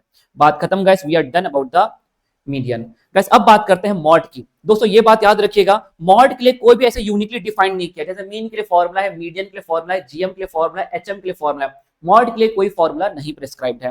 गाइस यदि मान लेते हैं सर सारे ऑब्जर्वेशन इक्वल हैं, 5 5 5 3 बार, 3 3 3 भी 3 बार, 2 2 2 आ रहा है, सारे ऑब्जर्वेशन सेम बार आ रहे हैं, कोई भी चीज मल्टीपल टाइम्स रिपीट ही नहीं हो रही है, तो हम कहेंगे उसमें कोई मॉड ही नहीं है। Guys mod can not be treated algebraically, median को भी ट्रीट नहीं कर सकते, पर फिलहाल उन्हें उसके लिए इंस्टीट्यूट ने क्वेश्चन में करेक्शन करना चाहिए, ऑप्शन में करेक्शन करना चाहिए। पर एग्जाम में एक क्वेश्चन आ गया, मीन मीडियन मॉड तीनों लिखा है, तो आप मॉड को प्रेफरेंस दीजिए। मीडियन और मॉड दोनों लिखा है और ऑप्शन सी ऐसा दिखता है, mean and median, sorry mod and median both, तो उसको प्रेफरेंस दीजिए। चलिए गाइस, मॉड ऐसी जगह है जहां पे बहुत सारे ऑब्जर्वेशन हैं, करेक्ट। मॉड एक ऐसी जगह है जहां पे कोई पर्टिकुलर ऑब्जर्वेशन बहुत बार आ रहा है, तो गाइस उसी को कहते हैं जहां पे ऑब्जर्वेशन डेंस है। डेंस का मतलब होता है कमिंग टू मेनी टाइम्स, बहुत ज्यादा बार को आना, उसी के लिए वर्ड क्या है, डेंस। तो लिखिए जहां the concentration of the observation is densest. Guys densest का मतलब ये कि बहुत too many times, coming too many times, बहुत बार आना, उसी को हम क्या कहते हैं गाइस, मॉड। चलिए for calculation of mode, guys mode के कैलकुलेशन के लिए ग्रुप्ड फ्रीक्वेंसी डिस्ट्रीब्यूशन बनाना जरूरी होता है। गाइस ग्रुप्ड फ्रीक्वेंसी डिस्ट्रीब्यूशन मतलब फ्रीक्वेंसी टेबल का बनाना, फिर हम कहते हैं जिसकी फ्रीक्वेंसी सबसे ज्यादा वही हमारा मॉड। तो यस गाइस, यदि मान लीजिए मैं आपको टेबल दो 5 5 5 5 6 6 6 6 2 2 2 2 8 8 8 8, तो आप क्या करोगे, 5 2 6 8, कौन सी वस्तु कितने बार आ रही है, इसी को हम कहते हैं कौन सी वस्तु कितने बार आ रही है को लिखने को हम कहते हैं गाइस ग्रुप्ड फ्रीक्वेंसी डिस्ट्रीब्यूशन। फिर हम कहेंगे जो फ्रीक्वेंसी सबसे ज्यादा बार आ रही है वही है मॉड। तो मॉड के लिए दोस्तों हमें क्या बनाना पड़ता है, ग्रुप्ड फ्रीक्वेंसी डिस्ट्रीब्यूशन। चलिए दोस्तों अब बात करते हैं, सुनिएगा एक और एम्बिग्यूटी है, एएम एंड जीएम की बात करते हैं। गाइस एएम और जीएम का प्रैक्टिकल लाइफ में देखिए तो बहुत ही लिमिटेड यूज है, बहुत ही लिमिटेड यूज है। गाइस जीएम का क्या यूज है, ये तभी यूज होता है जब रेशियोज एंड रेट्स दिए होते हैं, उनका एवरेज निकालना होता है, उसमें भी खास कर यदि परसेंटेज दिया हुआ है, एचएम का तो बिल्कुल ही कोई यूज नहीं है। गाइस अब आपके एडिशनल क्वेश्चन बैंक में क्वेश्चन है डैश हैज लिमिटेड यूज। अब उन्होंने एएम जीएम एचएम तीनों देखा, चलो एएम के तो बहुत सारे यूज हैं, पर यहां पे आंसर होना चाहिए था जीएम एंड एचएम। तो गाइस मैं कहता हूं ये आपका क्वेश्चन नंबर 41 है एडिशनल क्वेश्चन बैंक का। यदि मान लेते हैं वैसे तो जीएम एचएम दोनों के ही बहुत कम यूज हैं, और उस सबसे कम यूज किसका है, एचएम का।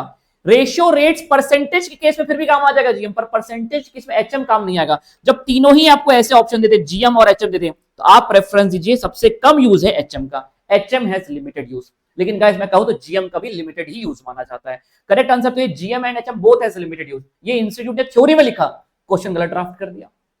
जहां पे एक और ऑप्शन ड्राफ्ट करना चाहिए था उन्होंने, B and C both.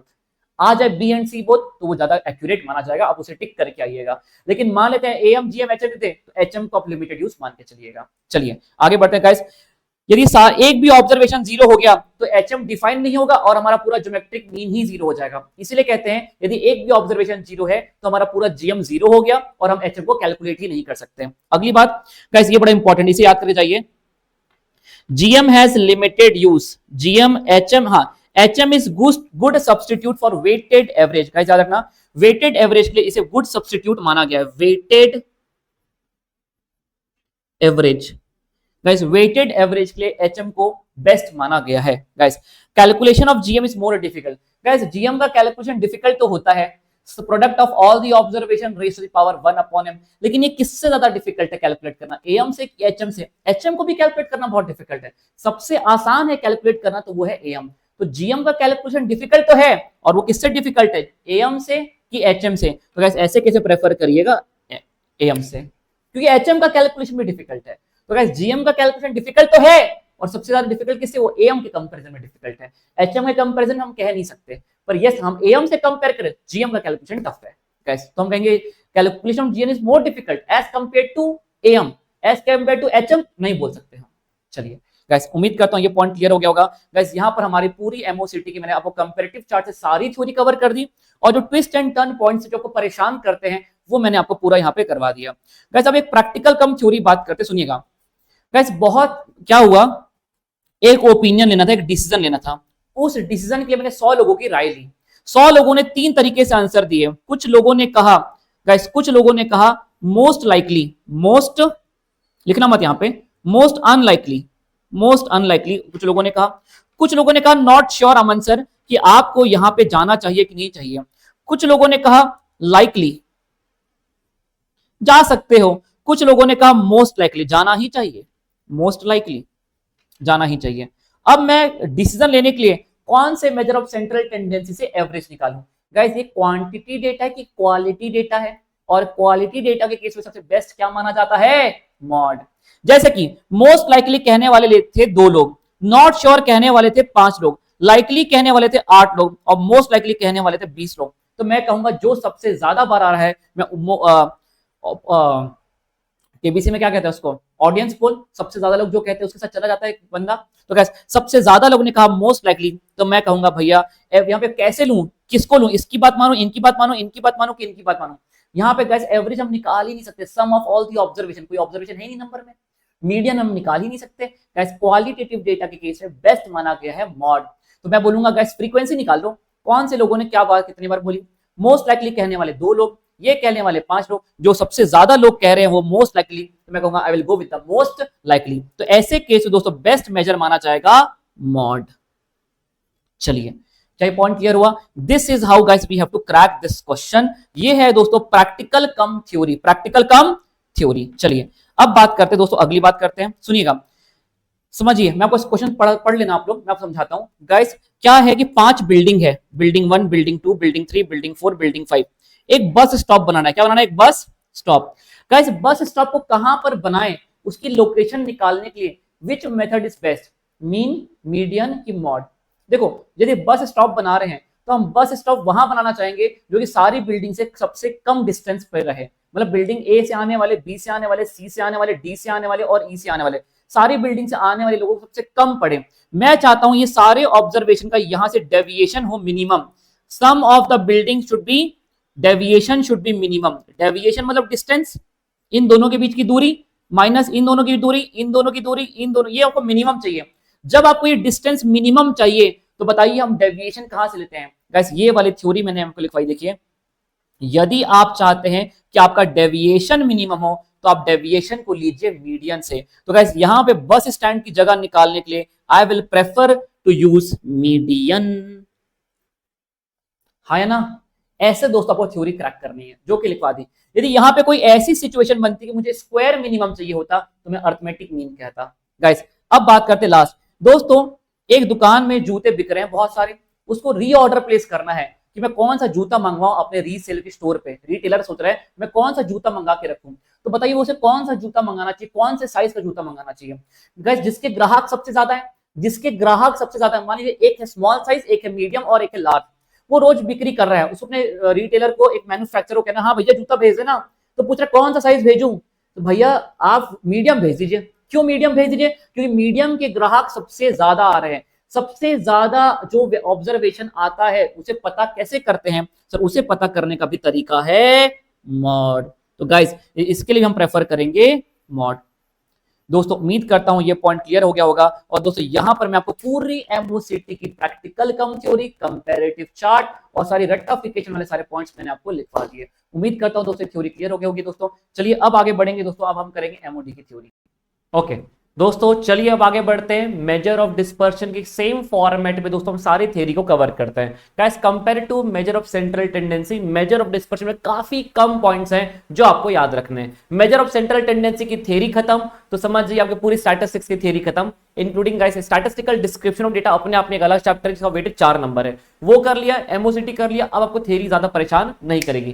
Guys 10 minutes इसमें देंगे और 10 मिनट्स हम देंगे इंडेक्स नंबर में। And guys we are done with the complete theory of the statistics. चलिए दोस्तों अब सोचिएगा रेंज का फॉर्मूला क्या होता है sir? Whether it is based on all the item. सोचिए L माइनस एस सबसे बड़ी वैल्यू को लिया और सबसे छोटी वैल्यू को लिया, तो गैस इसीलिए आंसर है सारे ऑब्जर्वेशन को लेके नहीं चलता। गैस क्वार्टाइल डेविएशन का formula Q3 minus Q1। Gas Q3 Q1 के पहले के 25% लोग और गैस Q3 के बाद के 25% लोगों को इग्नोर कर दिया। ये सिर्फ दोस्तों 50% ऑब्जर्वेशन को लेके चलता है। गैस क्वार्टाइल होता है दोस्तों Q3 माइनस, इसको इग्नोर कर दिया, इसको इग्नोर कर दिया, बस उसने इसको लेके चला Q3 माइनस Q1 अपॉन 2 करके दोस्तों निकालते हैं हम लोग। गैस इसलिए हम कहते हैं कि गैस ये भी हमारे सारे ऑब्जर्वेशन को लेके नहीं चलता। मीन डेविएशन का formula some of all the observation deviated from, सारे ऑब्जर्वेशन का डेविएशन लेते हैं सारे, उसके मीन से, उसके मीडियन से, उसके मॉड से। यस दोस्तों ये सारे ऑब्जर्वेशन को लेके चलता है। स्टैंडर्ड डेविएशन का formula under root of summation of x minus x bar का होल स्क्वायर। सारे ऑब्जर्वेशन का डेविएशन लिया, उसके सारे ऑब्जर्वेशन डेविएशन उसके मीन से सारे ऑब्जर्वेशन का। गैस ये भी अपना सारे ऑब्जर्वेशन को लेके चलता है। गैस फॉर्मूला देखिए और उसके हिसाब से थ्योरी पे कमेंट करिए, ठीक है। गैस क्या कंबाइंड मीन का जैसे फॉर्मूला था, क्या वैसे combined standard combined major of dispersion ये फॉर्मूला एग्जिस्ट करता है क्या? ना रेंज के लिए है, ना मीन डेविएशन के लिए, ना क्वार्टाइल डेविएशन के लिए। हमने सिर्फ एक ही कंबाइंड फॉर्मूला पढ़ा है guys, that is combined standard deviation. Yes उसका फॉर्मूला एग्जिस्ट करता है under root of n1 x1 bar plus n2 का n1 सिग्मा 1 का बार प्लस n2 सिग्मा 2 का बार प्लस n1 d1 का स्क्वायर प्लस n2 d2 का square upon n1 plus n2 का under root. कैसे पूरी बात कर चुके हैं, थ्योरी के रूप में डिस्कस कर रहे हैं। सर एक्सट्रीम वैल्यू से किसको फर्क पड़ता है? देखिए मैं आपको एक बात बताता हूं गाइस, ये रेंज को फर्क पड़ेगा क्या? हाँ, पहले रेंज थी highest value minus lowest value, आपने एक और बड़ी वैल्यू डाल दी तो रेंज बदल जाएगा। यस बिल्कुल इसको फर्क पड़ता है। मैं तो कहता हूं इसको वेरी मच, इसको बहुत ज्यादा फर्क पड़ता है, वेरी मच, इसको दोस्तों बहुत ज्यादा फर्क पड़ता है। लिखिएगा वेरी मच गाइस, इसको बहुत ज्यादा फर्क पड़ता है, काफी ड्रास्टिक लेवल पे ये बदल जाएगा, वेरी मच। चलिए दोस्तों अब बात करते हैं क्वार्टाइल डेविएशन। देखो दोस्तों ऐसा कोई मेथड नहीं बना जिसको फर्क नहीं पड़ता एक्सट्रीम वैल्यू से। लेकिन एक्सट्रीम वैल्यू मतलब दोस्तों क्या? सबसे बड़ी वैल्यू माइनस सबसे छोटी वैल्यू। गाइस सबसे बड़ी वैल्यू, ठीक है ना? अब बड़ी वैल्यू डाल दी। आपका क्वार्टाइल डेविएशन पहले भी 50% लोगों में डील करता, अभी भी 50% लोगों में ही डील करेगा। तो बड़ी वैल्यू डालने से बहुत फर्क, इतना स्लाइट फर्क आएगा दोस्तों कि हम इसका आंसर ये देते हैं कि इसको फर्क नहीं पड़ेगा।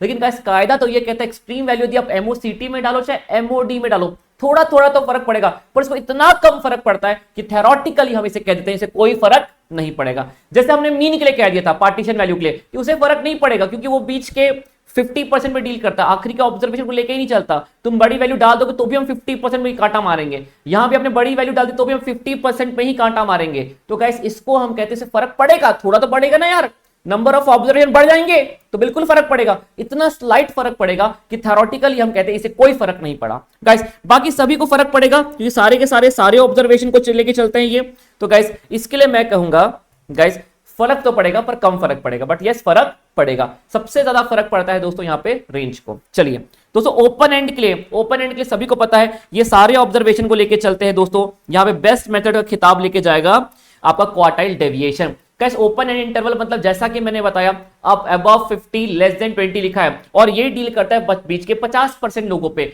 तो आखिरी के 50 पे इनफाइनाइट है, इधर भी इनफाइनाइट, तो भी फर्क नहीं पड़ता। ओपन एंड छूट भी गया, हम तो बीच के 50% पे डील करने वाले हैं, तो उस केस में प्रेफर्ड रहेगा क्वार्टाइल डेविएशन। चलिए दोस्तों अब बात करते हैं साइन ऑफ डेविएशन। गाइस यहां पर साइन ऑफ डेविएशन की चर्चा नहीं होती, लेकिन दोस्तों जो हमारा मीन डेविएशन होता है, आपको याद होगा मीन डेविएशन का फॉर्मूला था summation of mod of x minus x bar.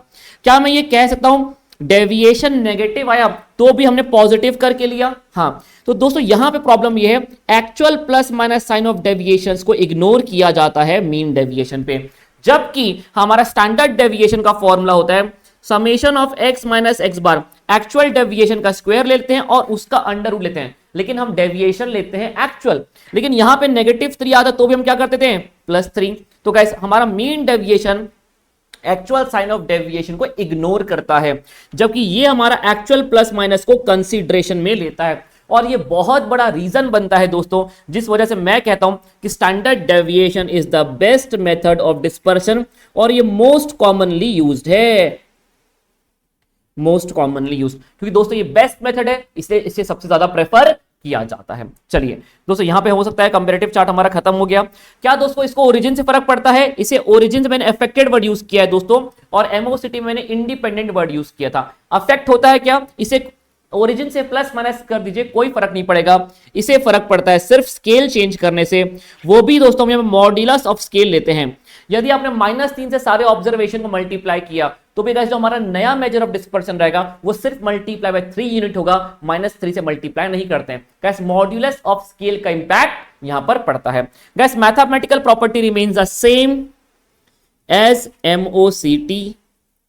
Guys अब सुनिएगा, मैथमेटिकल प्रॉपर्टी मतलब ये होता है दोस्तों, ये मैथमेटिकल प्रॉपर्टी मैंने जो लिखवाया था डेविएशन वाला पॉइंट, ठीक है। अब सुनिएगा, यदि मैं मैथमेटिकल प्रॉपर्टी की बात करूं, ना तो इसके पास कोई मैथमेटिकल प्रॉपर्टी है, ना तो इसके पास, ना तो इसके पास, सिर्फ स्टैंडर्ड डेविएशन के पास ही एक मैथमेटिकल प्रॉपर्टी है। मैथमेटिकल प्रॉपर्टी वर्ड से मैं कहना क्या चाहता हूं दोस्तों, क्या कोई फर्दर एल्जेब्रिक ट्रीटमेंट हो सकता है? क्या कंबाइंड मेजर ऑफ डिस्पर्शन निकाले जा सकते हैं? नहीं, ना ये ना ये ना ये, सिर्फ इसी का कंबाइंड दो ग्रुप को मर्ज कर दिया गया। तो यही दोस्तों एक मैथमेटिकल फॉर्मूला हमें देता है कंबाइंड स्टैंडर्ड डेविएशन को निकालने का। गाइस यहां पे हमारे कंपैरेटिव चार्ट्स होते हैं खत्म।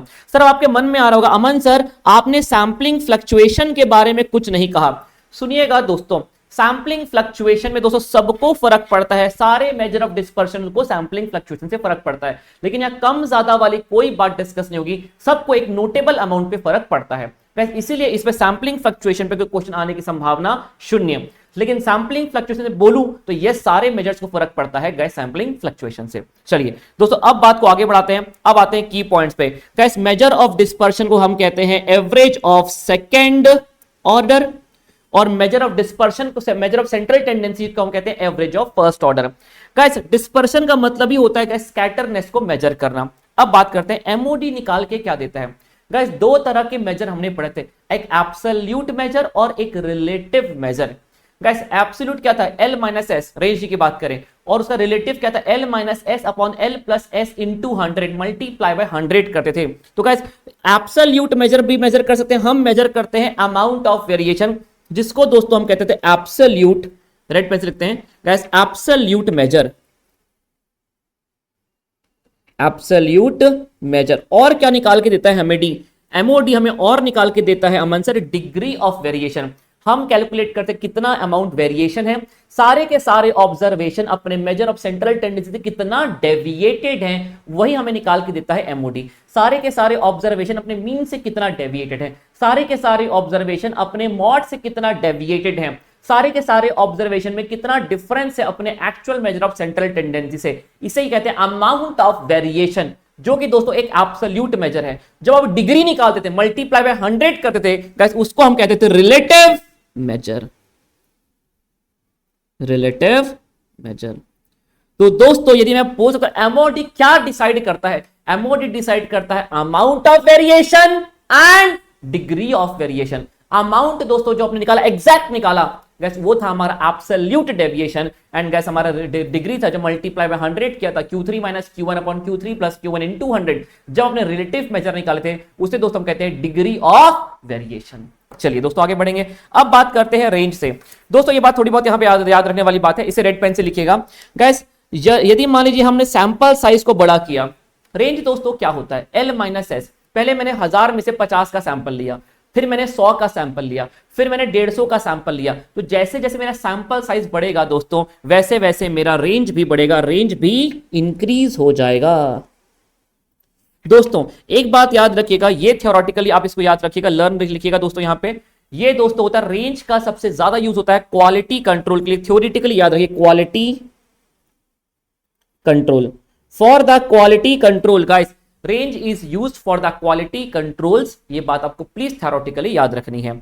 दोस्तों देखिए, हमारा जो रेंज है वो किस पे डिपेंड करता है? एक्सट्रीम ऑब्जर्वेशन पे, सबसे बड़ी वैल्यू पे और सबसे छोटी वैल्यू पे। मान लेते हैं मुझे रेंज की डिपेंडेंसी खत्म करनी है, तो गाइस क्या मैं कोई और मेजर रेफर कर सकता हूं? मान लेते हैं नहीं, मुझे रेंज नहीं निकालना, मुझे रेंज का सब्स्टिट्यूट क्या है? गाइस रेंज का सब्स्टिट्यूट है क्वार्टाइल डेविएशन, क्योंकि क्वार्टाइल्स क्या करता है? Q3 माइनस Q1 वो भी वही करता है, सबसे largest quartile minus smallest quartile. तो गाइस यदि आपको रेंज की डिपेंडेंसी एक्सट्रीम आइटम पे अवॉइड करनी है, तो आप उसकी जगह कैलकुलेट करिए क्वार्टाइल डेविएशन, क्वार्टाइल डेविएशन। ये बात याद रखिएगा।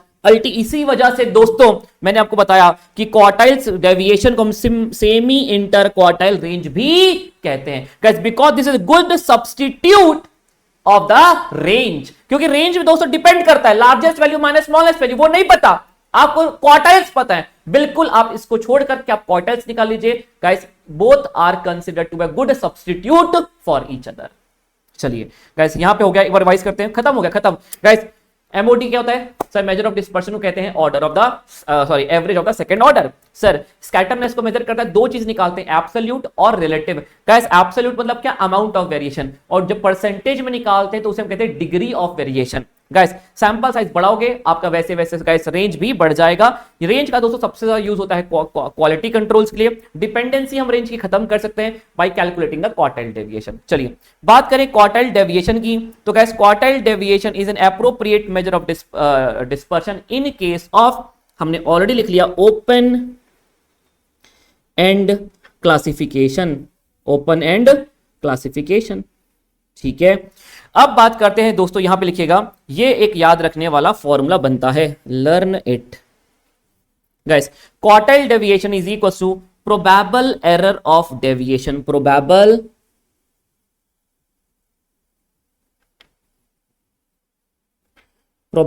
Error of deviation.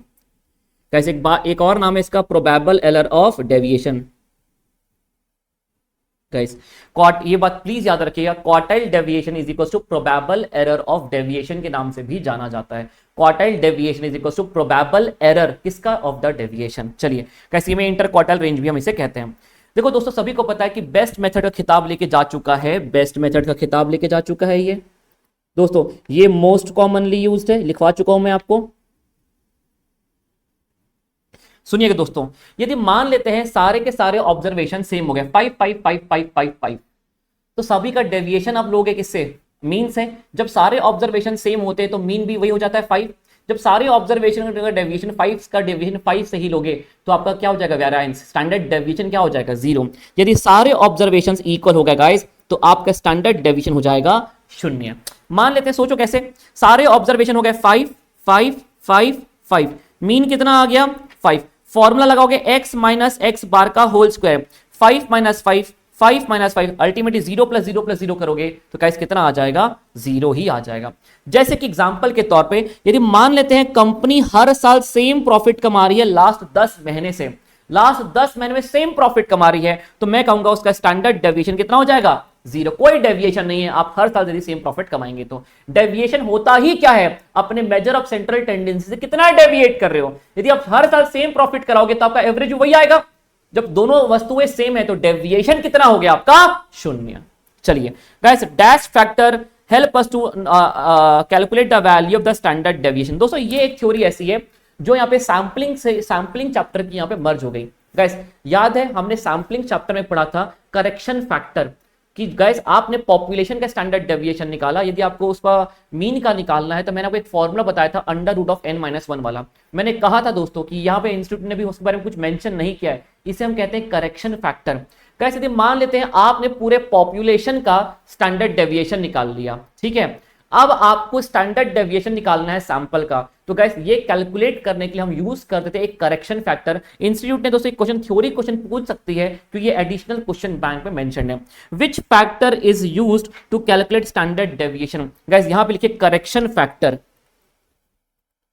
दोस्तों ये करेक्शन फैक्टर के बारे में कोई भी प्रैक्टिकल इंप्लीकेशन मॉड्यूल में नहीं दिया हुआ है। इसे पूरा करूं मैं तो करेक्शन फैक्टर, कौन सा करेक्शन फैक्टर, तो इसे कहते हैं Bessel's correction factor.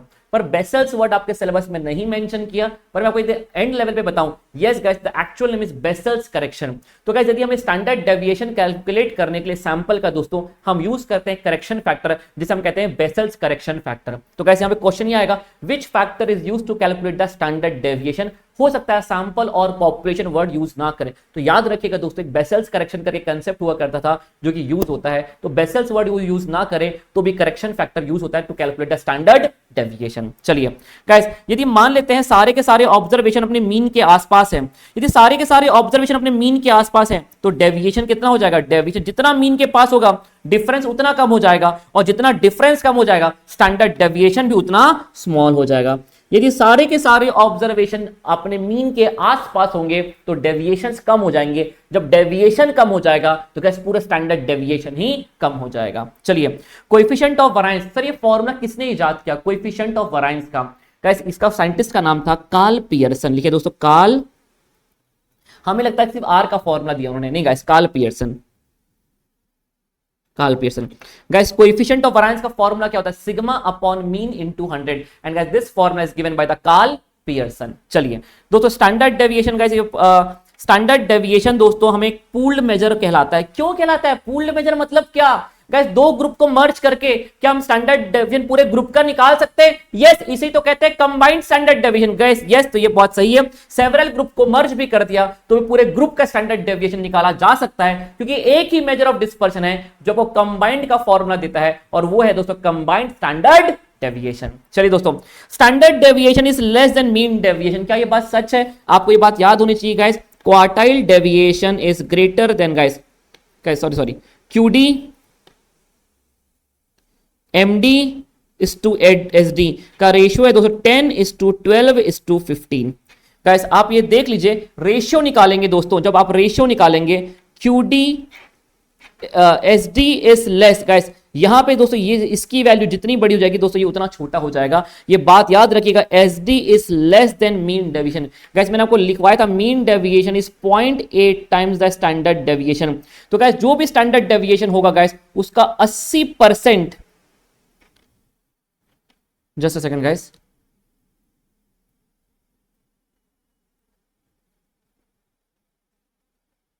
Just a second, यहां पे दोस्तों एक करेक्शन होगा, यहां पे एक करेक्शन होगा, standard deviation is always less than the mean deviation. Just a second guys, just a second दोस्तों, यहां पर एक आप करेक्शन करिए, और ये मॉड्यूल में एक गलत थ्योरी दी हुई है, सुनिएगा। Question number 253 of additional question bank is wrong. Guys standard deviation is never, standard deviation is never वो भी भूल गए, या तो उन्होंने ऑप्शंस गलत दिया। Guys standard deviation is never less than, मैं कहना चाहता हूं standard deviation is always greater than mean deviation. Guys यहां पे डेविएशन का स्क्वायर होता है और उसका अंडर रूट, यहां पे सिर्फ गाइस मॉड्यूलस होता है।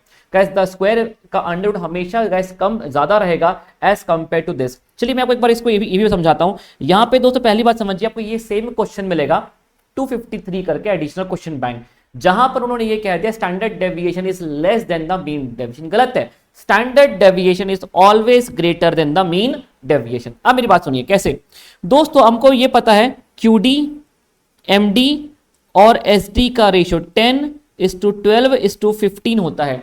दोस्तों यदि आप MD और SD का रेशियो निकालते हो, यहां से MD अपॉन SD कितना हो जाएगा, 12/15, 12/15 मतलब कितना, 12/15 मतलब कितना 0.8, MD कितना हो गया 0.8 टाइम्स स्टैंडर्ड डेविएशन, मतलब जितना भी स्टैंडर्ड डेविएशन होगा उसका 80% ही होगा ये। यदि मान लेते हैं हमारा स्टैंडर्ड डेविएशन है 1 तो मीन डेविएशन है 0.8, वो हमेशा 80% ही है। गाइस यहां से भी प्रूफ हो रहा है। हाँ यदि ऐसा आ जाता है MD is equal to 2 times standard deviation guys, तो गाइस यहाँ पे जो भी स्टैंडर्ड उसका दुगना होगा मेरा MD, या तो ये 1 से ज्यादा हो जाता, 1.25 भी आ जाता, तो मैं कहता मीन डेविएशन हमेशा स्टैंडर्ड डेविएशन का 1.25 टाइम्स होगा। पर यहाँ पे तो 0.8 वाला 80% ही होगा। गाइस यहां से भी प्रूफ होता है दोस्तों कि मीन डेविएशन हमेशा कम होगा। और दोस्तों आपके मॉड्यूल में ये क्वेश्चन गलत दिया है। आपको पता है स्टैटिस्टिक्स की थ्योरी में सबसे बड़ा प्रॉब्लम यही है दोस्तों, आपकी मॉड्यूल में अनसंट theory, no explanation, and as दूसरी सबसे बड़ी बात, बहुत सारी एम्बिग्विटी भरी हुई है, जिन्हें मैंने पूरा रिजॉल्व कर करके दोस्तों इन नोट्स को ड्राफ्ट किया है। इसके अलावा आप कोई थ्योरी मत देखिए, वर्स्ट केस सिनेरियो मैंने पूरा डिस्कस कर दिया। Last part of this chapter guys, हमारे मन में एक क्वेश्चन आता है, सर ऐसा हो सकता है क्या दो अलग अलग डिस्ट्रीब्यूशन है, एक सेट ए, मैंने एक क्लास ए का डेटा है, एक क्लास बी का डेटा है, ऑब्जर्वेशन 1 2 3 4 5 या 6 7 8 9 10, दो अलग अलग डिस्ट्रीब्यूशन है, ठीक है। ऐसा हो सकता है क्या उसके मेजर ऑफ सेंट्रल टेंडेंसी, सारे के सारे मेजर ऑफ सेंट्रल टेंडेंसी और मेजर ऑफ डिस्पर्शन आइडेंटिकल आ जाए। यहां से जो एमओसीटी आ रहा है वही यहां से एमओसीटी आ रहा है, जो यहां से एमओडी आ रहा है वही यहां से एमओडी आ रहा है। बिल्कुल ऐसा हो सकता है। क्या ऐसा हो सकता है एमओसीटी एक सारे दोनों के सेम आ जाए, इसके एमओसीटी अलग है लेकिन इसके एमओडी अलग है, हो सकता है इसके एमओसीटी दोनों के सेम है पर इसका मेजर ऑफ डिस्पर्शन अलग, इसका मेजर ऑफ डिस्पर्शन अलग, ऐसा बिल्कुल हो सकता है गाइस।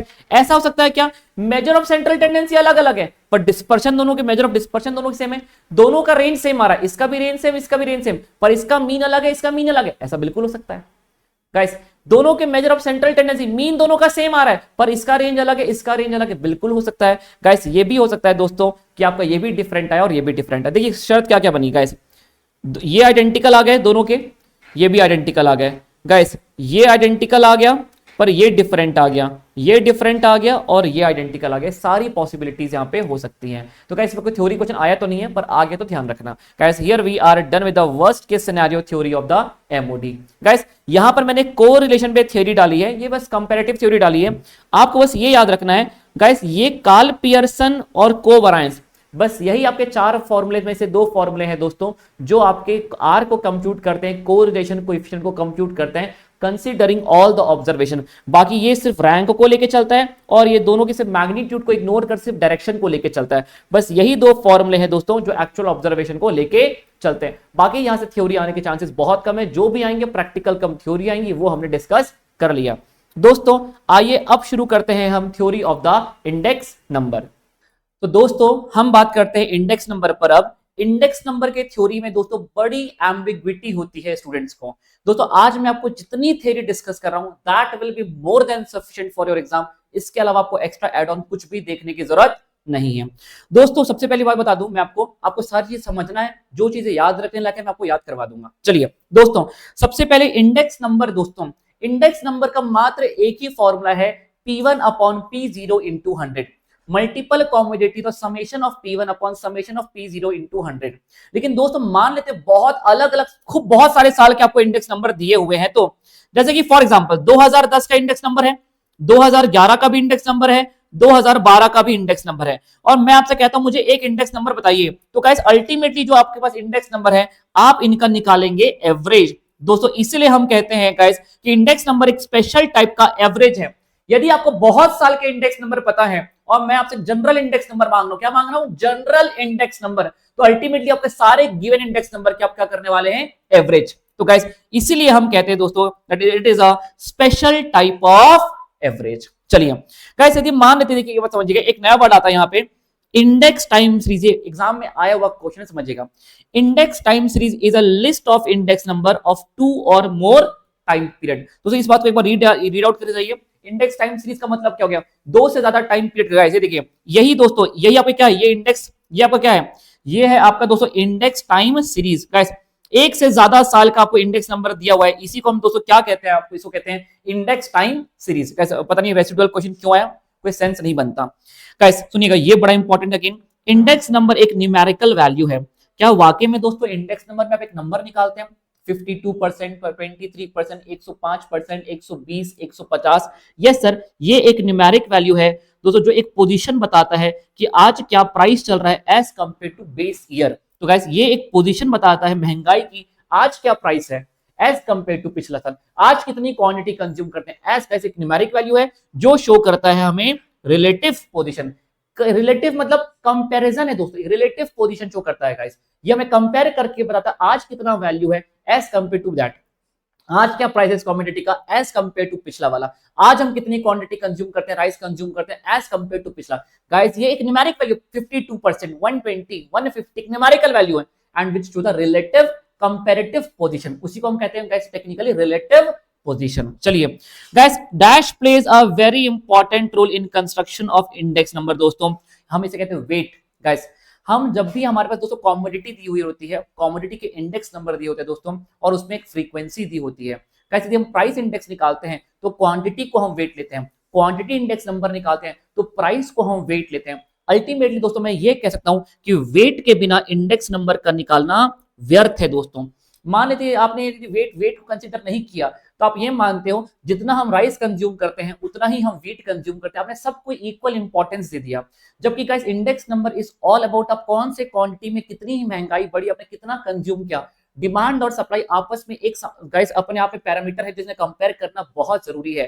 गाइस इसलिए हम कहते हैं कि यदि प्राइस इंडेक्स निकाल रहे हैं तो क्वांटिटी को वेट लीजिए, क्वांटिटी इंडेक्स नंबर निकाल रहे हैं तो प्राइस को वेट लीजिए। और गाइस इसलिए कहा था वेट एक बड़ा इंपॉर्टेंट पैरामीटर है while computing the price index और quantity index और value index। चलिए दोस्तों इंडेक्स नंबर क्या शो करता है, क्या ये एब्सोल्यूट चेंज को शो करता है? नहीं दोस्तों, आप याद करिए हम क्या करते हैं P1 अपॉन P0 इंटू 100 करते हैं दोस्तों, इसलिए मैं कहूंगा ये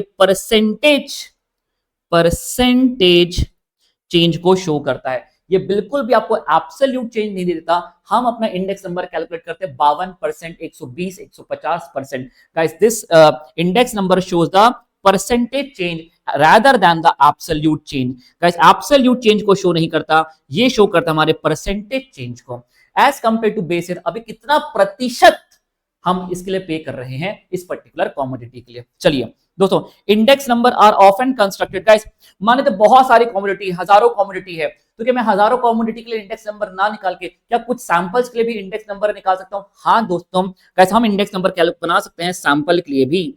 guys index number are often calculated, बिल्कुल बहुत सारे प्रोडक्ट्स हैं, हम कभी भी पूरे प्रोडक्ट्स को नहीं लेते। गाइस एक आम जनता जो फॉलो करती है रोटी कपड़ा मकान टोबैको, मैंने बताया था याद है, रोटी कपड़ा मकान फ्यूल और टोबैको, गाइस इन्हीं प्रोडक्ट्स, कुछ सेलेक्टेड प्रोडक्ट्स का भी हम दोस्तों इंडेक्स नंबर निकालते हैं। गाइस जब हम ये प्रोडक्ट्स का इंडेक्स नंबर निकालते हैं तो इसे हम कंज्यूमर प्राइस इंडेक्स कहते हैं। तो गाइस हम अब यहाँ पे इंडेक्स नंबर निकाल सकते हैं पूरे कमोडिटी के लिए ना यूज करके, कुछ सिलेक्टेड कमोडिटी के लिए, जिससे हम कहेंगे सैंपल। चलिए गाइस P01 का मतलब क्या है? 0 on 1 की 1 on 0। सर आज का प्राइस निकाल रहे हैं with compare to base year. Guys यदि P1 on 0 लिखा है तो उल्टा होता है, ये होता है दोस्तों 1 on 0।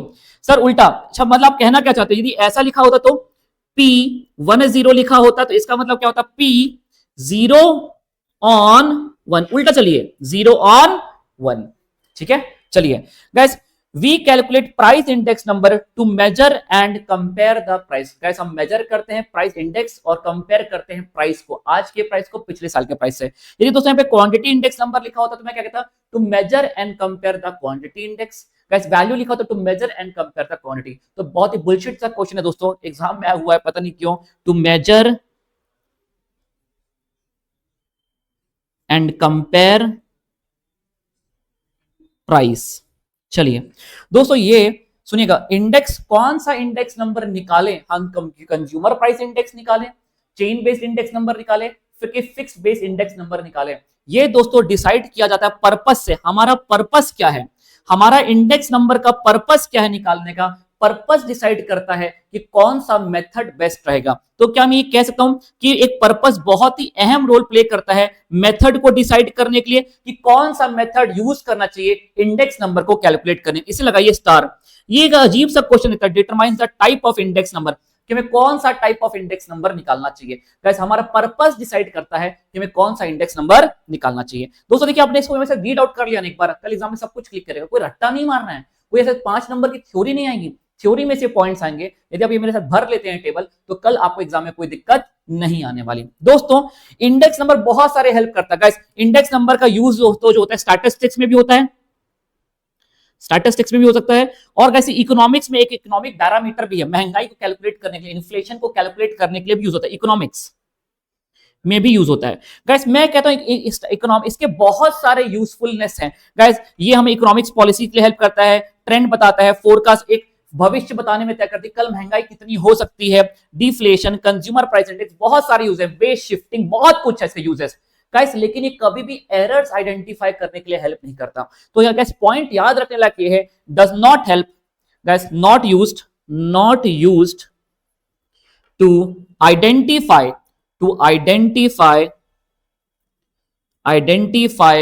Errors. Guys errors calculate करने के लिए हेल्प नहीं कर सकता। ये हमें बहुत सारी हेल्प करता है गाइस, हर वो चीज जो इकोनॉमिक्स और स्टैटिस्टिक्स से जोड़ी जा सकती है लगभग आपके लिए सबके लिए ये हेल्प करता है। लेकिन ये 5 पॉइंट को मैंने ब्रीफ में लिखा, इसके लिए 5 बड़े बड़े पैराग्राफ आपकी मॉड्यूल में लिखे हैं। तो कैसे गवर्नमेंट पॉलिसीज के लिए हेल्प करता है, डिफ्लेशन के लिए हेल्प करता है, स्पाइसिंग के लिए हेल्प करता है, कॉस्ट ऑफ लिविंग महंगाई का, एक आम जनता को अपनी जीवन काटने के लिए कितना पैसा चाहिए आज के डेट पे वो कैलकुलेट करने के लिए हेल्प करता है, जिसे हम कहते हैं कॉस्ट ऑफ लिविंग इंडेक्स। और ऐसी ट्रेंड पता करने में हेल्प करता है कि हर साल इस प्रोडक्ट का महंगाई कितने से बढ़ रहा है। पर गाइस ये हमें एरर्स बताने में हेल्प नहीं करता। तो बस ये बात याद रखिएगा, इंडेक्स नंबर से हम एरर्स आइडेंटिफाई नहीं कर सकते, बाकी बहुत कुछ हम कर सकते हैं। चलिए दोस्तों अब बात करते हैं theoretically the best measure is. वो दोस्तों यदि मैं बात करूं तो थेरोटिकली पता है बेस्ट मेजर क्या है? बेस्ट मेजर का खिताब है दोस्तों, जस्ट अ सेकंड,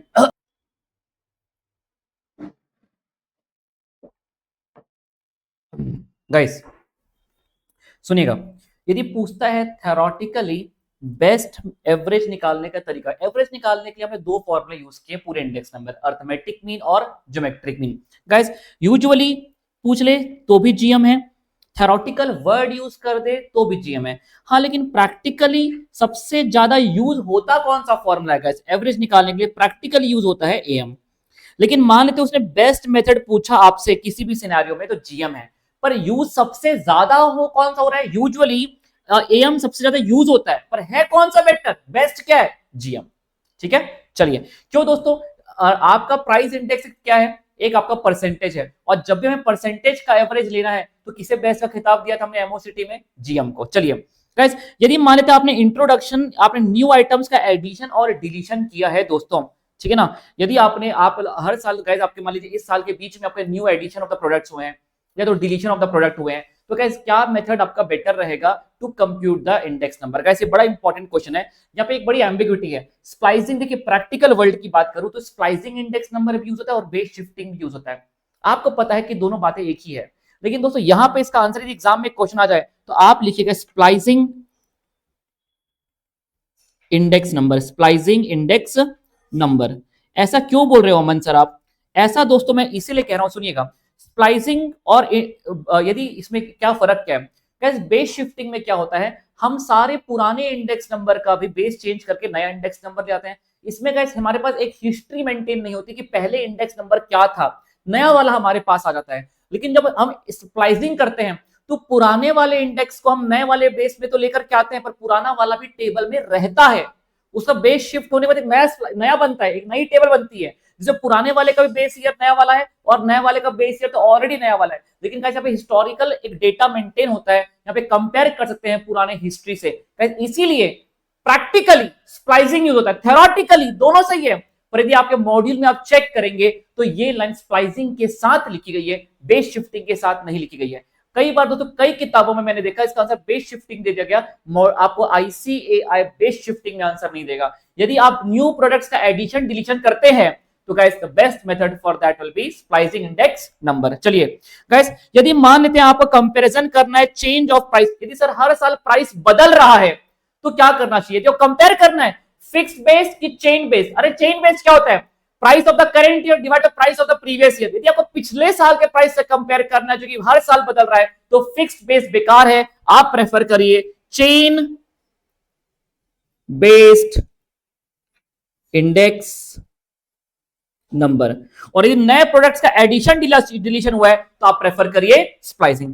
चलिए दोस्तों बात खत्म होने को आ गई है गाइस। यदि लिंकिंग ऑफ दो अलग अलग टाइम पीरियड पे कैलकुलेट हुए इंडेक्स नंबर को आपको एक टेबल बनाना है, इसी मेथड को तो हम कहते हैं स्प्लाइसिंग। दोस्तों इसके बताइए, आप यदि महंगाई इफेक्ट आप रिमूव कर रहे हो प्राइस लेवल का, याद है दोस्तों इसको हम रियल वेजेस कहते हैं, और रियल वेजेस हम कैसे निकालते हैं? डिफ्लेशन। दोस्तों इसका आंसर हो जाएगा डिफ्लेशन। डिफ्लेशन क्या होता है? Current value divide by price index. Guys यदि which technique eliminates the effect of price level, guys महंगाई को इग्नोर कर देता है दोस्तों डिफ्लेशन, रियल वैल्यू निकालते हैं दोस्तों, उसी को क्या कहते हैं? Deflation. Purchase power of the money हम ऑलरेडी पढ़ चुके guys, this is reciprocal of index number. Guys this is reciprocal of index number. For consumer price index, guys यदि आप कंज्यूमर प्राइस इंडेक्स निकाल रहे हैं तो बताइए प्राइस कहां से लेंगे? होलसेलर से लेंगे कि रिटेलर से लेंगे? गाइस हम प्राइस लेंगे रिटेलर से। क्यों? क्योंकि सर रिटेलर से लेंगे, किसे लेंगे? रिटेलर से। सर क्यों? सर देखिए, जो कंज्यूमर प्राइस इंडेक्स होता है वो एक आम जनता के लिए कैलकुलेट किया जाता है। आम जनता जो अपना सामान बाय करती है वो होलसेल या से नहीं बाय करती, वो बाय करती है अपने लोकल शॉप से, जो कि हम कहते हैं रिटेलर। और गाइस सिंस ये महंगाई हम उन्हीं के लिए निकाल रहे हैं कि उनके लिए प्राइस में कितना बढ़ोतरी हुआ, तो वही प्राइस लेंगे जहां से आम जनता सामान परचेस करती है, और आम जनता सामान परचेस करती है रिटेलर से। तो गाइस जब भी हम कंज्यूमर प्राइस इंडेक्स निकाल रहे हैं, we will collect the price from the retailer. लेकिन हम होलसेल प्राइस इंडेक्स निकाल रहे हैं, then we will collect the price from the wholesaler. ठीक है, चलिए। Consumer price index is also known as cost of living. दोस्तों सीपीआई, इसे एक कॉस्ट ऑफ लिविंग भी कहा जाता है, कॉस्ट ऑफ लिविंग। दोस्तों आपको ये बात याद होगी कि कंज्यूमर प्राइस इंडेक्स का फॉर्मूला आपको लास्ट का जो फॉर्मूला होता है, लास्ट ईयर्स का जो फॉर्मूला होता है, मैं लास्ट कहता हूं कई बार, लास्ट ईयर्स इंडेक्स नंबर का जो फॉर्मूला होता है वही फॉर्मूला होता है कंज्यूमर प्राइस इंडेक्स का। क्या लास्ट ईयर्स दोस्तों अपने वेटेड है कि अनवेटेड है? सर ये वेटेड है, जो आपके बेस ईयर की क्वांटिटी को इंपॉर्टेंस देता है। इसीलिए हम ये भी कहते हैं कि कंज्यूमर प्राइस इंडेक्स कह लो या तो कॉस्ट ऑफ द लिविंग कह लो, they are always weighted index number, they are always weighted index number. Guys they are always weighted index number. ये बहुत इंपॉर्टेंट थ्योरी है दोस्तों, याद रखना। यदि मान लेते हैं आपका price of the quantities consumed are changing in the same ratio, यदि प्राइस जो आप क्वांटिटी कंज्यूम करते हो A B C D E F सबको, यदि उसके प्राइस सेम प्रपोर्शन में बढ़ रहे हैं, P1 और P0 डबल हो गया, डबल हो गया, डबल हो गया, डबल हो गया, तो गाइस इस केस में चाहे आप लास्ट ईयर से अपना इंडेक्स नंबर निकालो, चाहे आप पास्ट ईयर से अपना इंडेक्स नंबर निकाल लो, guys they both will be same. Last year और पास्ट ईयर से निकलने वाला आपका इंडेक्स नंबर क्या हो जाएगा? सेम। और दोस्तों हम इसे ये भी कह सकते हैं they will be equal. Guys या तो हम कह सकते हैं सेम या तो फिर इक्वल, एक ही बात है, they will be equal. Guys index number यदि आप अर्थमेटिक मीन का एवरेज लेते हो और एक तरफ इंडेक्स नंबर लेते हो ज्योमेट्रिक मीन से, तो गाइस आप ये पाओगे जो अर्थमेटिक मीन से आपका इंडेक्स नंबर आया है, that is always higher than the index number based on the geometric mean. तो दोस्तों यहां पर मैंने आपको सारी बात लिखवा दी, इसको एक बार रीड आउट करिए। मैं आपसे पूछूंगा, आप कहीं गलत नहीं करोगे, क्योंकि मेरे साथ साथ जिस व्यक्ति ने एक बार इस शीट को भर दिया उसे अगली बार अब रिवीजन की जरूरत नहीं है। यदि थ्योरेटिकली क्या बेस्ट है? जीएम। ज्यादा सबसे ज्यादा यूज क्या होता है? Am. Sir introduction, new products add less हो रहे हैं तो क्या करना चाहिए? Pricing index number. यदि प्राइस हमें कंपेयर करना है और प्राइस हर साल बदल रहा है तो फिक्स बेस की चेन बेस्ड। लिंकिंग, दो इंडेक्स नंबर अलग अलग समय पे कैलकुलेट किया गया, अलग अलग बेस ईयर को, उनको लिंक करना है स्लाइसिंग। गाइस यदि इफेक्ट एलिमिनेट करना है हमें प्राइस का, तो हमें कहते हैं रियल वेजेस, और रियल वैल्यू निकालते हैं हम दोस्तों क्या टेक्निक लगा के? Deflation. Purchasing power of the money is reciprocal. Consumer price index को कॉस्ट ऑफ लिविंग भी कहते हैं दोस्तों, और ये हमेशा वेटेड इंडेक्स नंबर होता है क्योंकि हमें क्वांटिटी को वेट मान करके निकाला जाता है। गाइस यदि मान लीजिए price of the quantities, her commodity की प्राइस सेम प्रोपोर्शन में बढ़ रही है, तो आप चाहे लास्ट ईयर से निकाल लीजिए चाहे पास्ट ईयर से निकाल लीजिए, answer will remain the same. Guys आपने एक ज्योमेट्रिक, आपने इंडेक्स नंबर निकाला अर्थमेटिक मीन से, और एक आपने ज्योमेट्रिक मीन निकाला ज्योमेट्रिक मीन से, सेम डेटा के लिए, तो आप ये पाएंगे जो आपने एवरेज इंडेक्स नंबर निकाला है अर्थमेटिक मीन से, that is always higher than the geometric mean. और दोस्तों यहां पे मैंने आपको सारे ट्विस्ट एंड टर्न वाली सारी थ्योरी आपको लिखवा दी, and guys you can just read it out once and that is sufficient. कल एग्जाम में जो क्वेश्चन आएगा, मैं एश्योर्ड हूं यदि इसमें से कोई भी क्वेश्चन आता है, आप चाहे रट्टा नहीं मारना है, आपको समझना था, समझा दिया, you will crack all the questions. चलिए दोस्तों ये बड़ी इंपॉर्टेंट चीज है। चार टेस्ट ऑफ एडिक्वेसी होते, कितने होते हैं दोस्तों? 4 टेस्ट ऑफ एडिक्वेसी होते हैं। गाइस ये बात याद रखना, लास्टचय पास्चय सिर्फ यूनिट टेस्ट को सेटिस्फाई करता है, बाकी कुछ भी सेटिस्फाई नहीं करता। गैस फिशर सबसे ज्यादा टेस्ट को सेटिस्फाई करता है, इसीलिए दोस्तों इसे आइडियल इंडेक्स नंबर का दर्जा दिया गया है। दोस्तों ये सिर्फ सर्कुलर को सेटिस्फाई नहीं करता, आप हाईलाइट करिए, ये सिर्फ सर्कुलर सेटिस्फाई नहीं करता, बाकी सारे टेस्ट को सेटिस्फाई करता है।